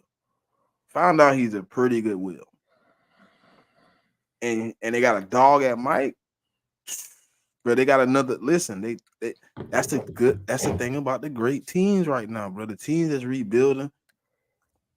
They don't they're building that linebacker. We already have the parts that they don't have, which is the D line. Why not start going and get linebackers? You get you a good duo at linebacker, and you turn into the best team in the NFL again. Yeah, we was after him too. What was his name? Brian Barnes. Brian Barnes. Yeah, he on the market. I know. So what do you do? Yeah, but you got to remember they got offered 2 firsts last year. Yeah, I wouldn't do that. What is it? What's the ticket now? First and a second for Edge. I give you a 2024 first, 2025 first. 5 first, yeah. And I give you one of my seconds from this year. I just gotta see what we get because now you gotta play that rotation. You know, you got one Hassan Reddick, you got Josh Sweat. We don't know if we're gonna bring Brandon Graham back. You still got Nolan Smith, depending on where somebody gone, bro. I mean, somebody don't come back. If we do that trade, okay. That means somebody gotta go. You gotta make a spot. That either means that probably would mean Josh Sweat wouldn't get re-signed next year. He wouldn't get restructured. If you made the Brian Burns type of deal. It took him a long time to get a sack this year, man. It took him then he went on like a 6-game stretch, but he didn't get none at the end. Right. That's what I'm saying. Like, I don't know. Maybe he had that added help with the guy that was talking trash about our practices. Maybe he had added help over there. It's a dude that his snaps gonna get wrapped up. So I don't know what's Josh Sweat his future with this team, anyways. Who you talking about? Nolan Smith, bro. I don't know. Bro, listen, go back and watch the tape. That's all I'm gonna tell you. The last 3 games, he's building a big bag. He pulls some moves out, bro. Double spins, fake spin inside, outside spin. Like he coming with some heat, bro. He just wasn't able to get there because they were getting the ball out so fast. But he is working on a back. No, I already know what he could do. That's not my issue. My issue is the snaps that he got this year. I don't know if they're going to want to see more out of him and give him that role in the rotation to get more snaps. He didn't have a bag. He was getting snaps with no bag. That's what I'm telling you. Go look at week. I'm trying to think. 5 through 8, right? Look at those 3 weeks and look at his snaps. Look at the bag he does not have. He's literally doing the same move over and over and over. And then go look at the last 3 games: the Giants, Seahawks, Giants, and the Bucs game. If you want to add it in, his 1 sack. But a man is putting together a bag. He's getting the bag together. He just has to learn how to do it faster. You know what I'm saying? You could tell he's working on it. You could tell he's practicing. Now he has to perfect it. The bag getting deep though. And I think coming in the offseason, if he get the right guys to train with him, I think he's gonna be deadly, bro. I think he could be nasty. I hate that I'm talking about next season right now because I really want to be playing football. That's cool, man. Look, it is what it is, man. Look, they already had their exit interviews, man. Jalen Hurts is already saying that, he trusts everybody in the locker room. Who's the first Now, offensive guy you want gone? offensive?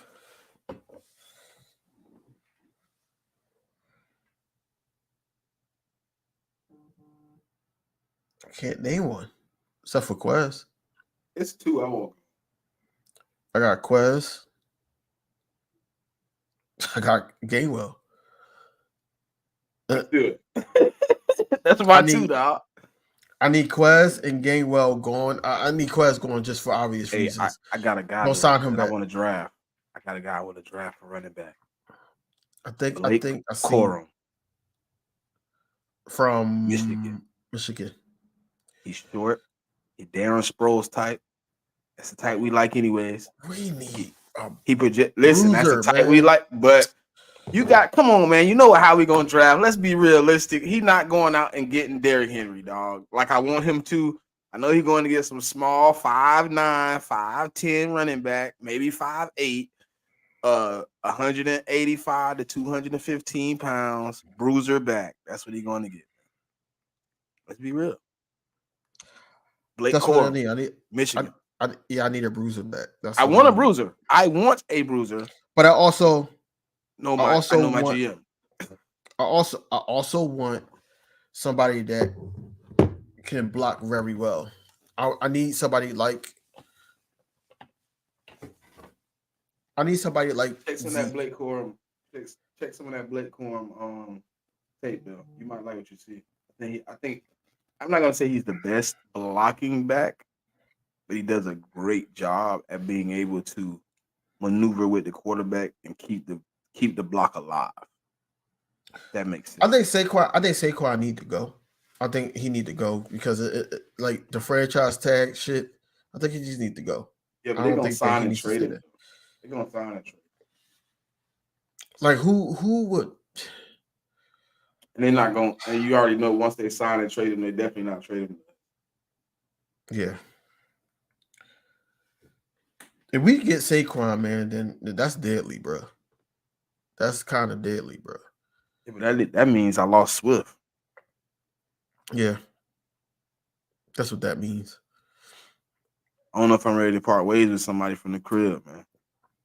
Do you think the GMs, speaking of running backs, do you think the GMs is looking at it as, hey, we had Miles Sanders last year, and look what he did this year, and then now we got Swift, and this is his first time being all pro, first time really cracking 1,000 yards and rushing. Do you think that they believe that behind this line that anybody can run back there, or do you think that they see something in Swift that it could build some type of characteristics within the offense?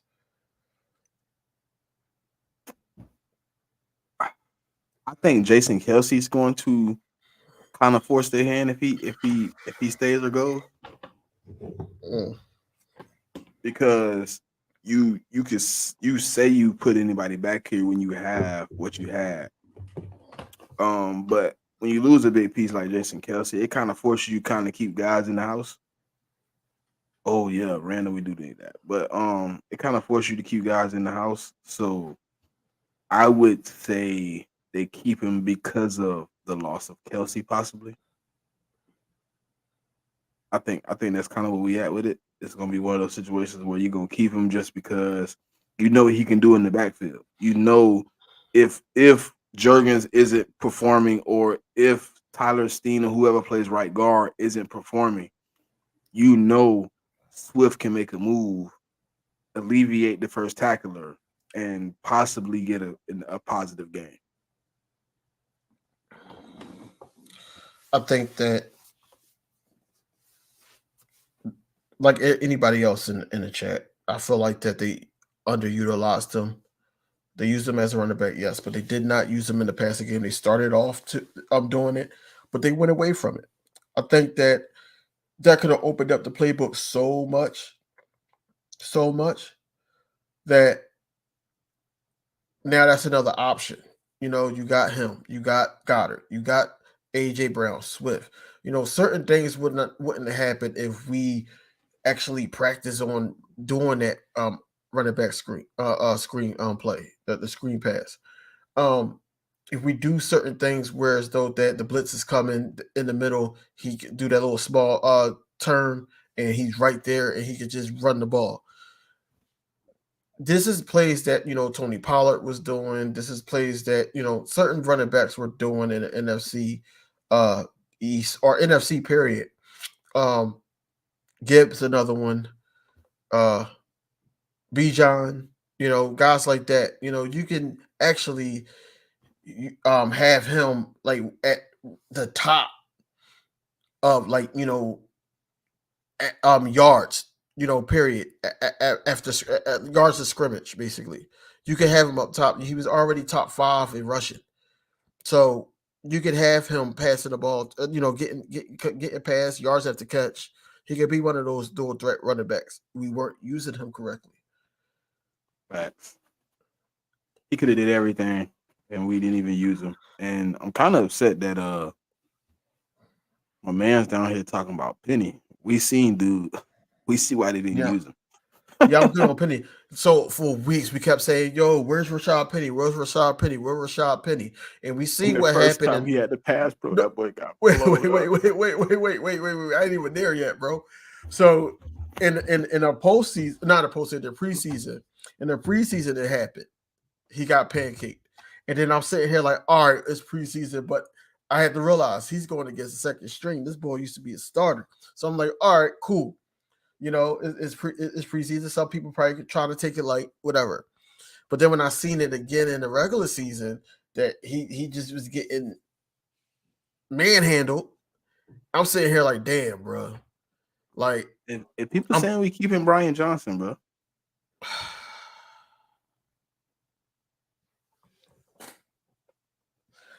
But does that mean? Does that mean he's gonna have his own offense? This offseason, I haven't seen it official. I haven't seen it official, but I see people talking all about season. This all season don't play. See, and I thought that my anxiety and blood pressure was going to be down because it's all season. We lost. They took me out of my misery with the little poor play down the stretch, and then y'all hitting me with this whole Brian Johnson, Nick Sirianni, and everything. This offseason is going to tell me a lot of what direction that this organization wants to go because these teams Jalen Hurts confirmed it. He said, "We are planning on fixing everything. We messed up. We've done. Growing together. Coach Sirianni, Brian Johnson. He part of the meeting. You think he didn't get a phone call with $255 million on the line? Bro, he did. I'm not saying he did. What I'm saying is, at the end of the day, it's what those two guys want, bro. We already solidified that. It's what those two guys want, bro. And they said they were looking at coordinators. This was the other report. Hey, so I see the play. I told you this was the play. Bruh, they don't want to switch coordinators again. They don't want to possibly bring in a new coordinator. And the same thing that happened this year happens next year, where it takes Jalen Hurts time to adjust. We have the disappointment bull junk season, and we do it. But it looks like even Sirianni just an hour ago spoke on it. He said, Jalen Hurts on the speculation around Nick Sirianni. This is Jalen Hurts again. He said, I didn't even know that was a thing. I didn't know that was a thing. He said that yesterday. He said that right after the game. Oh, okay. This is after the game? Mm-hmm. All right, hold on. That was posted out. This is the one he just said. Hold on. That same while you look at while you look at it, while you look for it or whatever. I agree that it's going to be some similar stuff, man. I don't want to go backwards. I want to move forward from it if we're going to do that. And in order to do that, it has to be some type of change. If we're going into next season with the same offensive coordinator and the same head coach, then it's not going to be anything different. I'm telling you that now. We can hope. Why? But why? But your sentiments for Brian Johnson was totally different. You said he needed an opportunity to run his own offense. Who's to say he doesn't get the opportunity? But I don't think. But here's my thing. I don't think it's here. But he I think didn't get it's the elsewhere. opportunity here. I mean, listen. I know he did. I think if he get the proper opportunity, he got the opportunity to be successful. I seen snippets of the offense. It looked better than what we called. I understand that. But if you have the same guys in there or whatever, and Nick Sirianni No. can say, I still want to fire the rest of them mugs.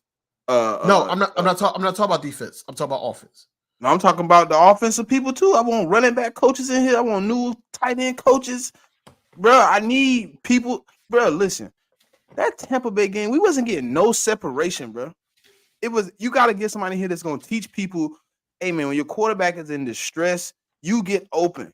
You show him your numbers. You get in the wide open parts of the field. You find soft spots in the zone, and you present yourself. If the blitz is coming, you're looking, wide receiver coach, fired.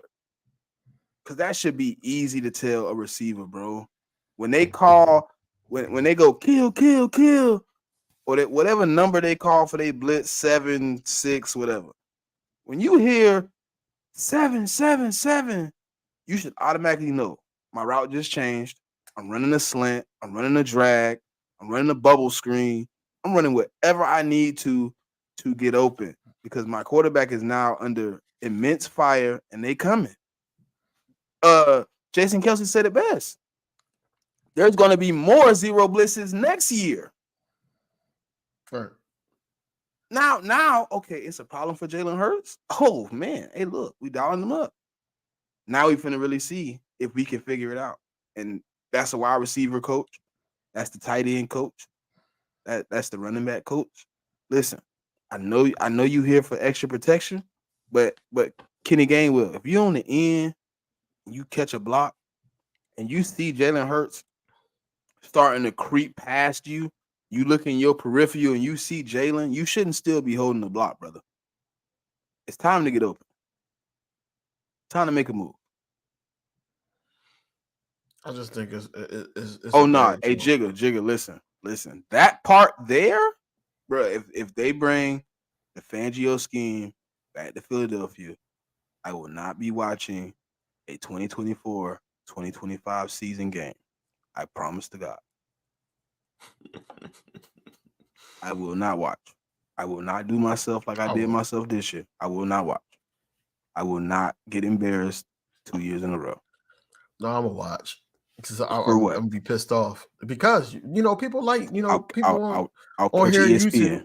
I'll catch ESPN. Listen, people on here YouTube likes when content creators snap. That's where you get your higher ratings.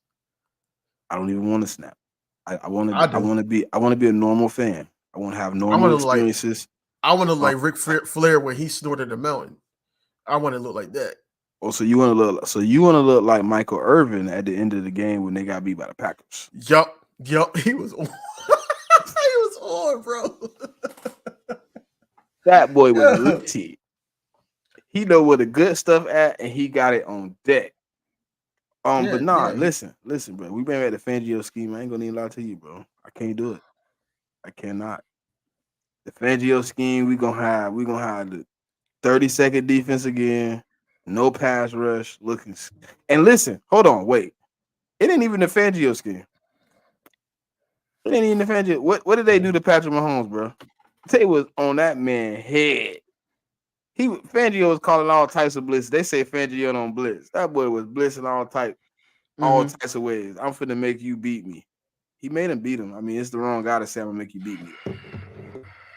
I just don't know because Jalen Hurts, Nick Sirianni, all these guys can't sell me on words no more, bro. I'm gonna get an ESPN radio account. I'll listen. No, I'm saying Philadelphia ESPN, bro. I'm not watching that shit. They can't sell me on words anymore. I don't care what Jalen Hurts is saying, man. He's whispering sweet nothings in the fans' ears, and everybody's buying it. I'm not buying that shit. Yeah, but how far does his stretch go? Let's be real. How far does he really get to push the limits before somebody come in and be like, no, bro? That it remains to be unseen because they switched defensive coordinators and wouldn't even let Matt Patricia call a different defense. And that's true. So that's what I'm asking about Jalen. How much do you really think he got? Like they telling us he got all this rain and pool, but how much does he really have? But that's what I'm saying. That a lot of people are saying Jalen Hurts regressed, Jalen Hurts this and that. The offensive play calling helped with that. The comfortability of the coordinator helped with that. It's going to hinder him more than help him staying with the same coordinator and the coach. Well, hold on though. He actually likes being with the same coordinators though. And I don't know. I'm not a quarterback. Guys, I'm not a quarterback. I never played quarterback. But is it possible year 2 with Brian Johnson with full reign, they can create something special? With Sirianni hand out of it, is it possible? Because we're looking at it from a perspective like we just seen this, but we all know we didn't just see this. We just seen what Sirianni can do when he sabotages the offense. If Brian Johnson is given the opportunity to implement what he has learned as an offensive coordinator over his career, from Florida, Texas A&M, from what he learned maybe from Shane Steichen, is it going to be a fix? That's the bigger question for me, because we all know he didn't get the opportunity this year. So if you do give him an opportunity, is it fixed? Is he the guy that can fix it? That's the bigger question I have. I think he need to go over there with Will Levis and be a head coach. I think that Nick Sirianni needs to pick 2 head coaches that he respect, that he's not going to take the reins from, and we need to move on from there. I don't think that Brian Johnson is a bad offensive coordinator. I just think that, and we both agree he didn't have the opportunities here.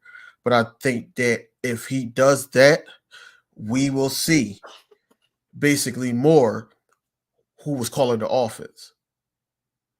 More. That's what I'm asking though. I don't know. If we 100% guarantee, I'm like, where the reports come out like you 100%. Like Nick Sirianni has no reins on the offense. He's just strictly here for support. We 100% you can guarantee it to the book.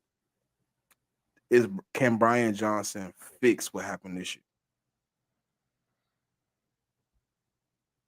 I'm not hopeful on that. I just think that change is good, but I'm not hopeful that it will answer the problem, because you still got somebody over there. Whereas those like say hypothetically speaking, that happens, what you just said, and then Brian Johnson automatically first 5 games go 2-3, 1-4. Nick Sirianni is going to try to butt in. It's going to be that comfortability is bad. I'm asking with a situation where you knew Nick Sirianni didn't touch it, where you know he's going to get the 100% Shane Steichen type ordeal. Okay. No moments where you think he stuck his hand in. Can he fix it? Can he put something together?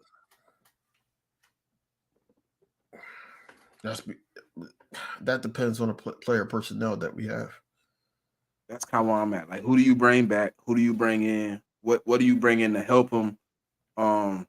Is he gonna see like this the type of stuff where if I was a coach, bro, head coach, and I was from college reigns, I would be putting it in Howie's ear about these young guys, man, that I know, that I recruited, that I seen play. I know what type of drive they got.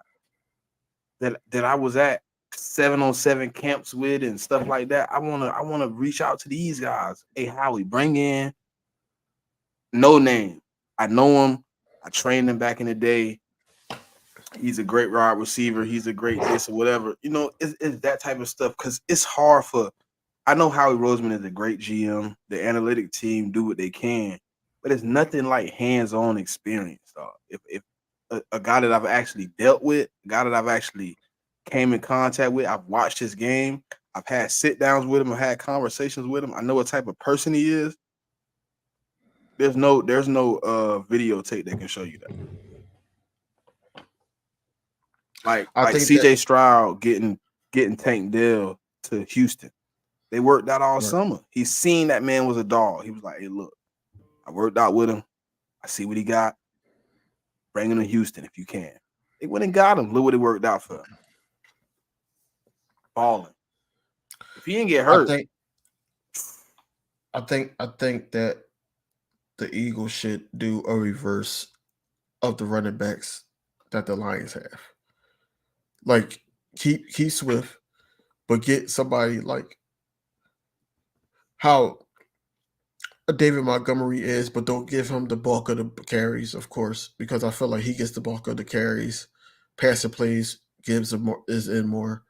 I think that it should be something similar to that next year. I don't want Kenneth Gainwell back on his team. I think Kenneth Gainwell is a hindrance. He's not no help. Everybody, I swear that first that game before the loss, they was talking about playoff Kitty. It's not playoff Kitty. What's the last coach we fired mid-season? Mid-season? Shit. I don't think that's something we do, dog. No, we ride it out until we're just like, all right, dog, we gave you the full season. So it makes the situation easier to fire you and not just. I was just going to say that it make it easier to fire you when you go 5-12. Oh yeah, get up out of here. We can rectify it. See if you go like 4-4, some crazy stuff at halfway through the season, I fire you, and then we end up going like 5-12. Then it's like, we fired him. We fired him with 1-8 type deal. Mm-hmm. Like, look goofy. But if you go the whole 5-12, I can fire you. I can bring in whoever I want to. Right. And I feel like when it's like 1-8, 2-7, and like you're just sitting in the office, and then all of a sudden, they catch you on Zillow, or they catch you somewhere like, hey, it look nice out here. Damn, you might want to move out there. It would be awkward. But at the end of the season, it's more so like, all right, bro, like it's been real. Oh, yeah, they did fire Chip the game before the last game. I remember that shit. that's the last. But that's the last game. Like that's easy, bro. They wanted to fire Chip all year. They was just waiting. Right. It's the last game though. Like they didn't fire him. How did they let Chip Kelly do that to us, man?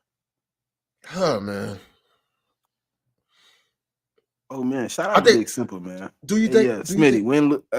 Big Simple, win, lose, or draw. I'm standing at 10. What would you? Do you think that the Chip Kelly experience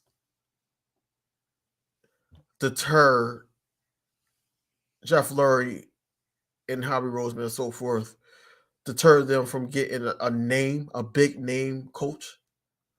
No. I think what happened was,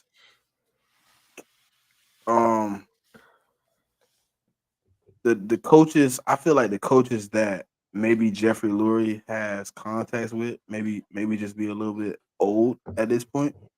So you're looking at more of who your people know, and maybe they know the younger guys now because you're bringing in new guys around you. You know what I mean? Because like, if you really think of the coaches Jeff Lurie know, they most of them locked into jobs, and then the other ones sitting on TV like Rex Ryan and stuff like that. You know what I mean? Guys he has a connection with. They mostly aren't in the game. So now you're dealing with their friends' who's introducing you to new and up and coming, because that's what happens. Like, it's just like looking for a podcast. Like, most people are going to suggest 4 or 5 other good guys, but you're going to get that one guy in that suggestion that's going to be the up and coming guy. He got a lot of spark, he got a lot of potential, up and coming, and you know what I'm saying, that sells Jeff. You know what I mean? It seems like he liked the new things, because think about it. Dougie P, Andy Reid, Nick Sirianni, all those guys were up and comers. It wasn't really like on the scene. Like Andy Reid was an offensive line coach. Like, you know what I mean? Doug Peterson was the quarterback coach, wasn't he? Yeah. And Nick Sirianni was an offensive coordinator at one point, but he you know what I'm saying? He was an up and coming guy though. So it's just like how they looking at it.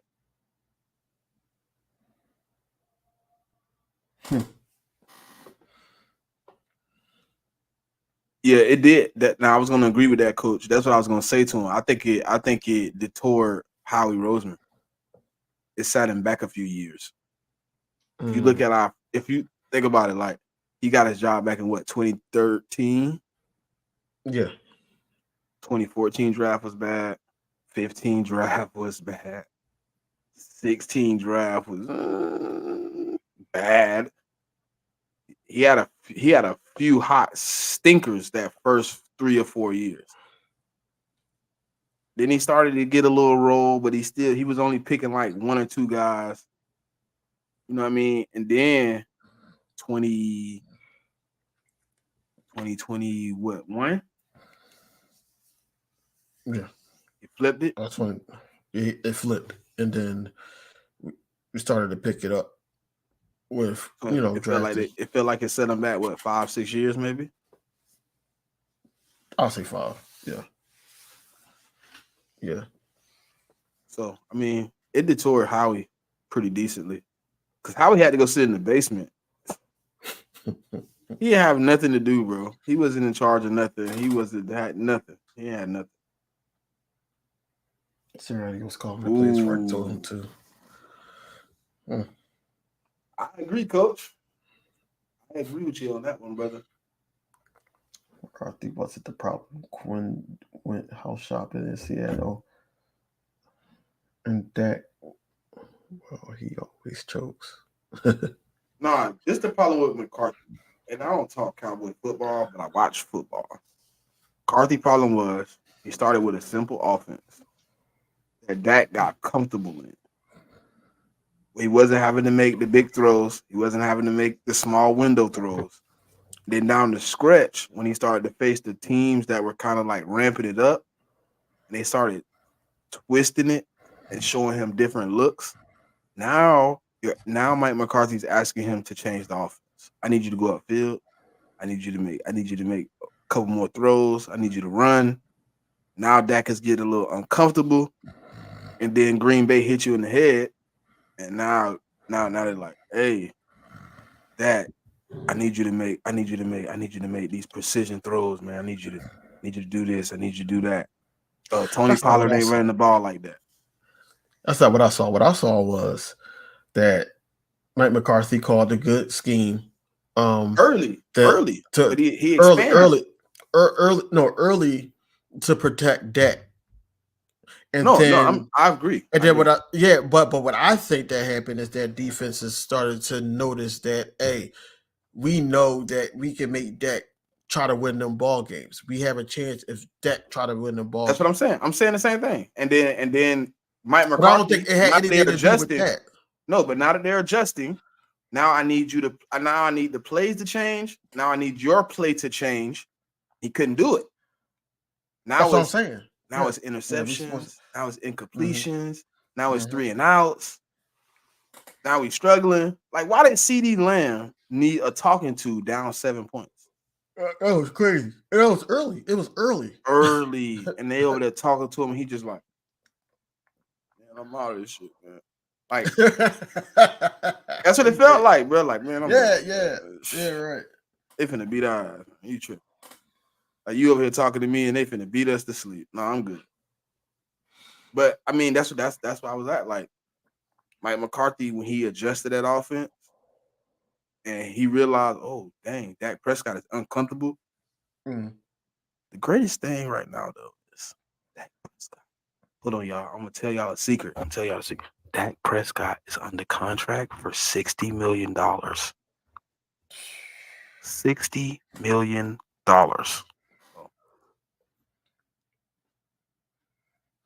You paid $60 million. You paying $60 million for that shit? Yeah, right. Jerry Jones, that was a bad business. That boy paying $60 million for a Pinto, DV. Right. He thought he got a Bugatti, then he pulled that cover off and seen it with the Pinto. Right, man. I'm just saying though, like overall, man, I just think that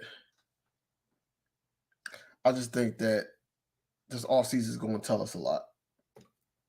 A whole lot. And I want to see if we when we enter the draft, are we going to attack the weakness of the defense, or are we just going to draft the same interior D line or O line and then go from there? I think that we need to tackle that linebacker position and tap into the secondary. I don't think we need to touch running back. I don't think that we need to. I think third would be the slot receiver for me. I think that we got to address that some way. Hold on. What's first? First would be a linebacker for me. Second would probably be something in the secondary, corner or safety. And you said third is slot receiver? It would be like another receiver. I'm cool with the first two. I'm 100%. My first two is exactly like yours, but third I'm a little bit. Who you got third? Like what position?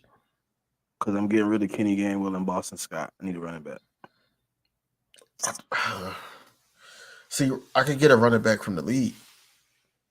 I could get a running back. Yeah, but I can get a young running back, put him on a 4-year deal, and I don't got to worry about changing running backs for 4 years. Plus, I got my starting running back on a 3-year deal. Kind of got a running back tandem for what, the next 4 years, basically. That makes sense. And you get some fresh young legs in the building. You ain't got to worry about injuries or nothing. It depends who falls. Huh? It depends who falls that low. Blake, hey, look, I'm telling you, man, I know it. No, I know he could. I'm saying it's a running backs, but I'm saying I probably never pick people we draft except for like twice. I picked Jordan Davis, obviously. I picked Jalen Carter, but that's not the one I'm counting. So I mean, Jordan Davis was one of my picks. Sidney Brown was one of my picks. Mm-hmm. So I'm at a standstill a little bit because it's a few guys on that list that I haven't really gotten into looking at. But Jeremiah Trotter is a good running back. I keep saying his name because I just like legacy. You know what I mean? And I'm seeing what Joey Porter Jr. doing with the Steelers right now, taking over his daddy's spot. I see what Asante Samuel Jr. doing. You know what I mean? I'm watching these juniors come in and kind of explode in the league. You know what I mean? Even though Asante Samuel Jr. isn't the best, he's definitely improved game in and game out. I would love to bring in a guy like linebacker, center, cornerback, D tackle, right tackle.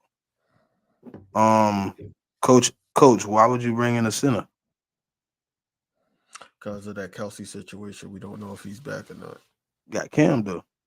You don't bring in an early center, and you got Cam. You got a dude you finna put in the spot. That means you bring in an early center if you finna like put him in the starting spot soon. I would if I'm bringing in another lineman, I would move that right tackle to where that center at.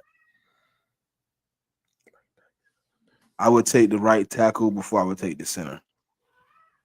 Me personally, I got a better chance of Lane leaving than Cam Jurgens leaving. You get what I'm saying? Yeah. You bring in a second round center, you finna sit a center for what, 5, 6, or whatever, until you make him a guard if you can. It's a little long stretch. I would take that right tackle though. See, he like Jurgens at guard. They finna move him though. He got beat too much. Man, tell me about it. And Lane came out and kinda. You got to read between the lines, but kinda. He kind of came out and said like he needs some O-line changes. Basically, if it ain't gonna be the same guys, he needs movement. He said everybody's job is, you know what I'm saying, on the line. Now, if that right there was to happen, big simple.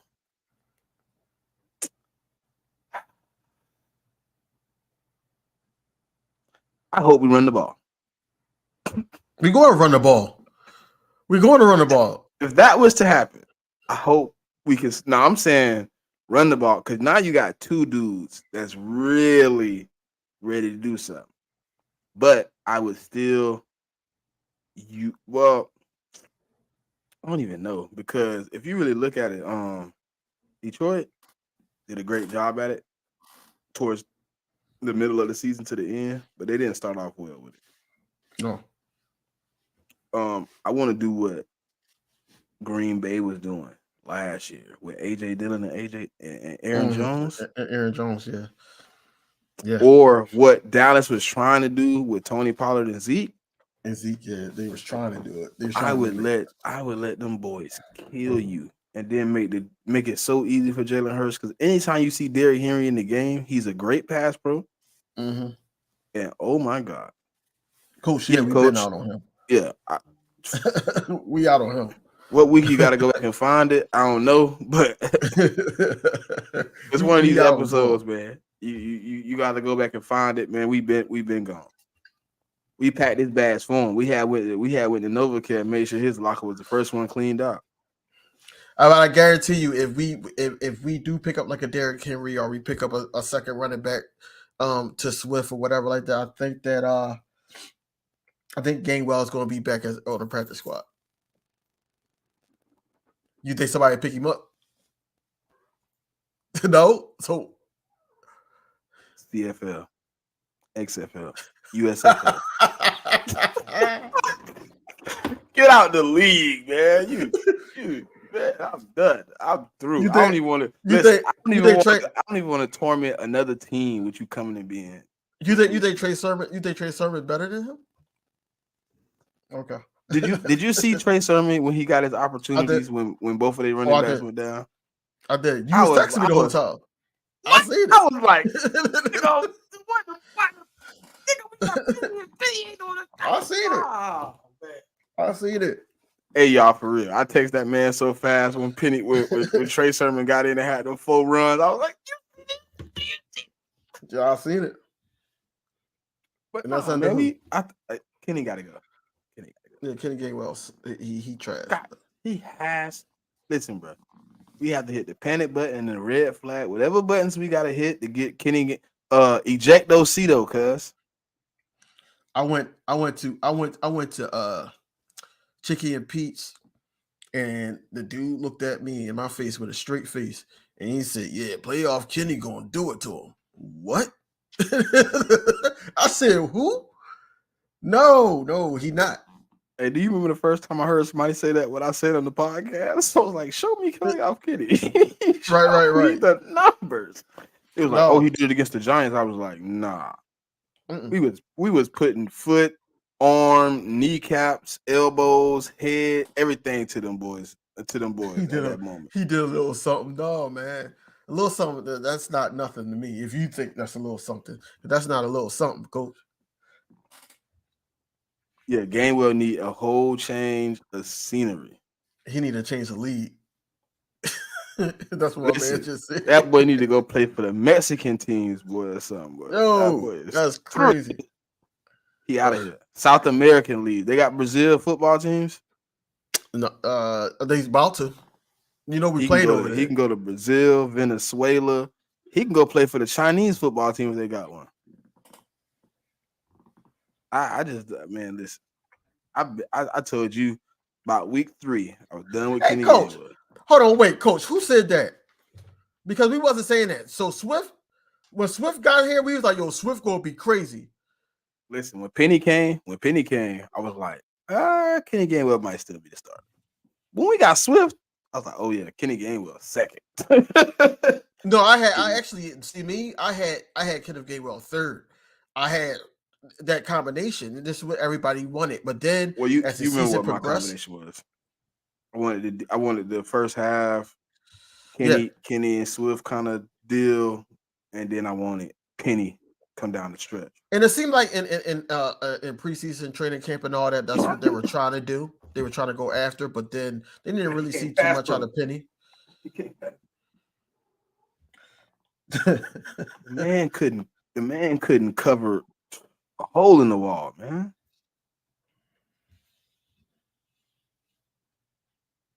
See, I only had Penny over him because I wanted that Super Bowl 17 thing again, man. Whereas though you got Swift and then you got Penny like the Garrett Blunt type, but at the same time, he just can't block. He can't block, and I think that's the angle that they were trying to do in this offense. I think they were trying to pass more. He said we didn't use Kenny Gainwell correctly. How else? How the hell? I'm about to go to sleep. How else do we need to use Kenny Gainwell? He was used in every way possible, and it didn't work. It didn't work.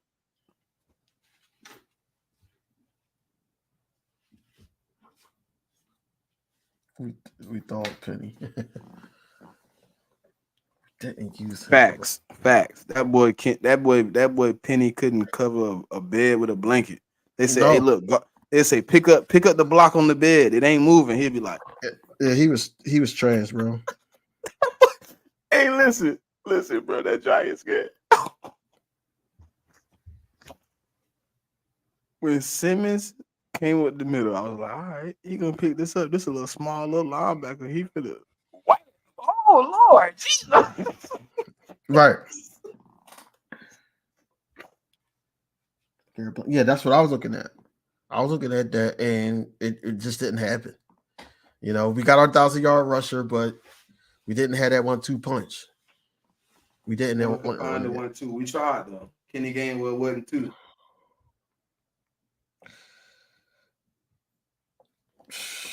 Kenny Gainwell wasn't number 2. That was the problem. We tried to get a 1-2 punch. We tried that. We tried that, and they both was on 1-year deals, bro. And you couldn't even do it. Who on the 1-year deal? Penny and Swift. Yeah, we tried. I tried, and then like what were you saying? Trey Sermon. Trey Sermon should have been in there too. Should have been in there trying to do whatever. I know Boston Scott was going to be a part of the special teams, but you know Trey Sermon could have been there. But I think that fumble hurt him.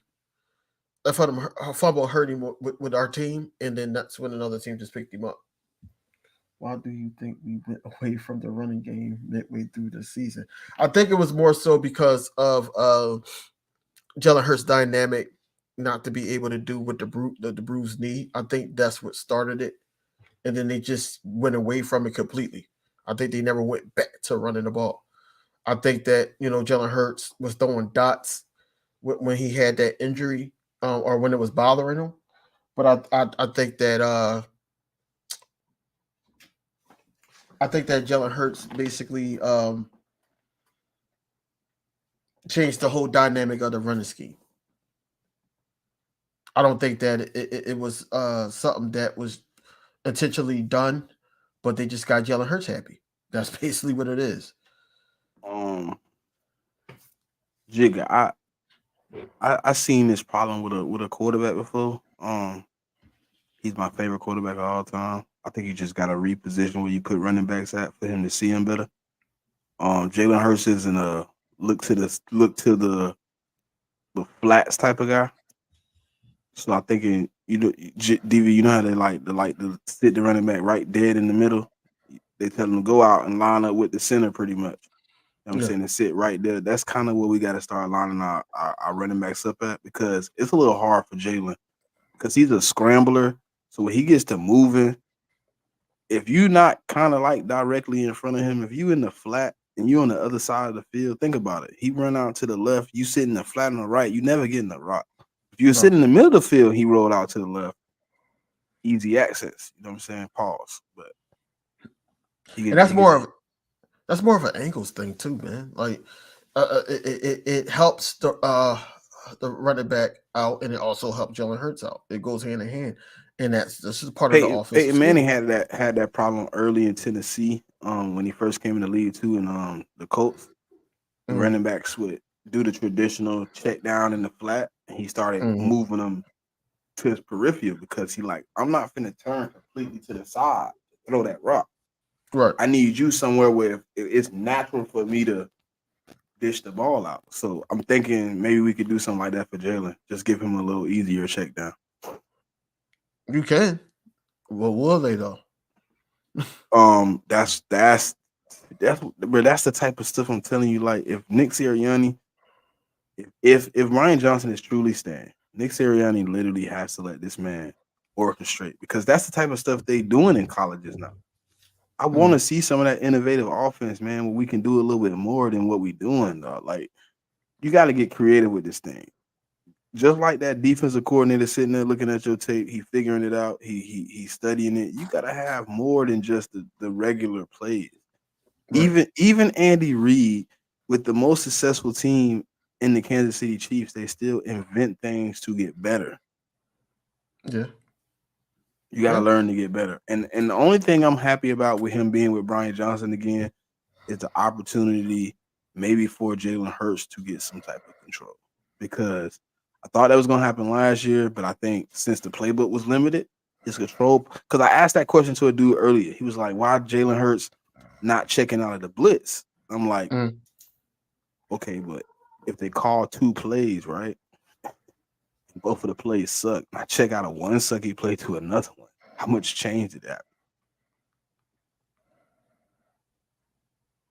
You get what I'm saying? Like, oh, I had 4 verticals and I changed to something else that sucked even more than the first play. I mean, I just changed to a worse play. He basically said that to you. I don't see that though, man. I don't see it, bro. I mean, it until I see that's what we just going every week. I mean, I just don't see it. I think Nick Sirianni won a big play offense because he had one. I mean, he's had one. He want to go. He implementing stuff he's done somewhere else. Right. What do you think Andrew Luck had? What you think? What you think he had in Kansas City when he was playing with Alex Smith? I mean, it was those type of offenses, where he was able to. He wasn't really running the ball. He was doing a lot of little fancy little. I'm gonna make it look like this, but then I'm going deep type plays. We trying to do that, but it's advanced. It's elevated since the last time the guys you had were playing quarterback at a level was playing. You know what I'm saying? So I don't know. Everybody got their opinion of the team. I got my opinion of the team. I don't think Jeffrey Lurie is that invested in the team, because I've seen the team look so many different ways. If he was invested in having a high power, deep, big play offense, then we would have been like that. It hasn't been like that. We've had 4 or 5 different types of offenses I've seen here. I've seen Andy Reid for forever. He didn't have a big play offense. I've seen he had big play ability in his offense, where if he pulled it out the bag, he could kill you with it because you didn't expect it. But that was like his gimmick play, like the little Michael Vick play, the Deshaun Jackson they used to try all the time. That was one of those like plays, you know what I'm saying? But it wasn't like he was doing that on a regular basis. I mean, I haven't seen where Jeffrey Lurie brought a guy in that wanted big play ability, like Chip Kelly. Nothing about his offense was big play. It was fast play, but it wasn't really big play. It was big play if I caught you tired. Right. Doug Peterson was more RPO based. We was taking shots, but not really as much. We had an even kill of players, you know what I'm saying? We really didn't have I guess you could say Torrey Smith was our deep threat, if you want to call it that. And then you had Torrey Boss, yeah. Yeah, Torrey Boss. I say Torrey was a deep threat. Because I mean we used Alshon as a deep threat, but more of a 50-50 deep threat. Right. Torrey was more like, I'm trying to get you the ball in motion so you can score type deal. Right. It was more like Alshon, I'm trying to get you the ball so you can catch it. You know what I mean? He just sent something else. He sent that already. Yeah, coach, he didn't hit on a lot of the skill. You don't see it, bro. You slacking. Oh crap. Guess I'm slacking then, brother. My apologies. Wow. I don't know, man. All I know is we over the 2-hour mark. Please make sure y'all comment, subscribe to both channels, please. So Nick Sirianni didn't meet with the coaches. He didn't meet with Jeff Lurie today. He did. That's what he just sent. That was the different thing that he sent. Oh, it was different. I thought it was the same. She said, the lady that posted it the first time said, though this may suggest Nick Sirianni is safe, I'm told he has not met with owner Jeff Lurie, something that was not possible today because of the logistics issues. Until the meeting happens, all bets are off. And then the next one says, Nick Sirianni will meet with owner Jeff Lurie and will be expected to have a plan for how he is going to improve the Eagles.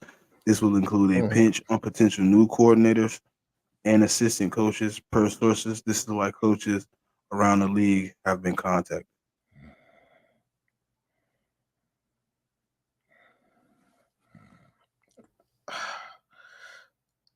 I don't know. I don't know what to believe, man.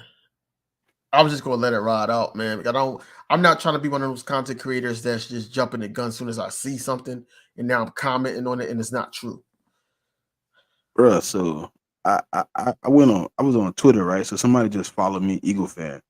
I sent them the link, like, hey, we live, man. Since you're a new subscriber, you might want to pop out. But they were like, bro, I already watched the first hour. Like, how you think I ended up here?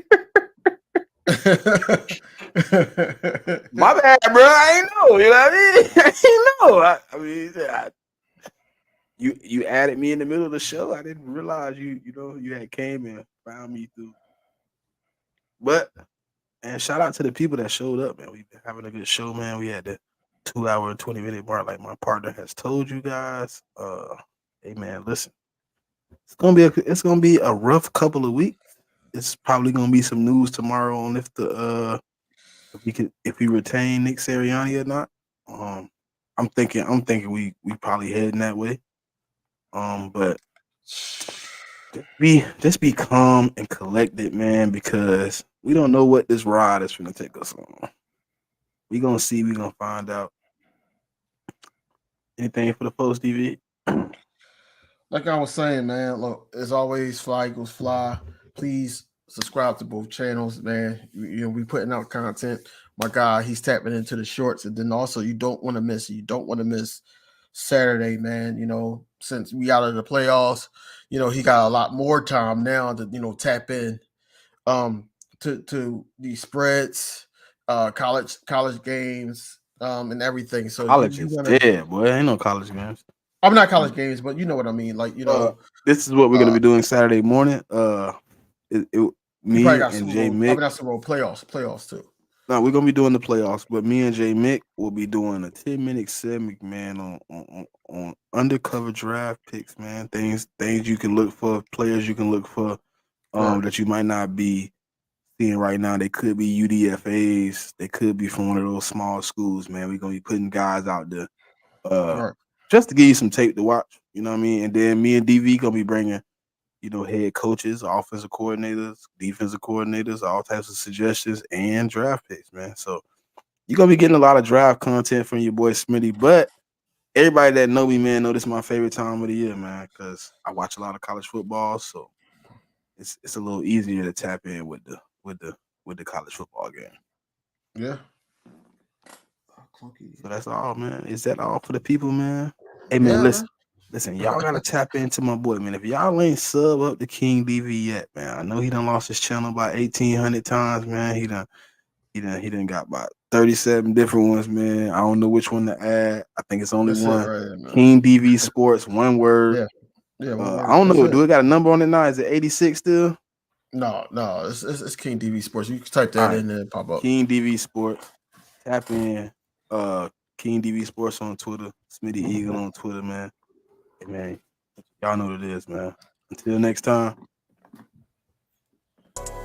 Yo, what's going on, everybody, man? It's your boy King DV, and I'm with my co-host Smitty. What's going on, bro?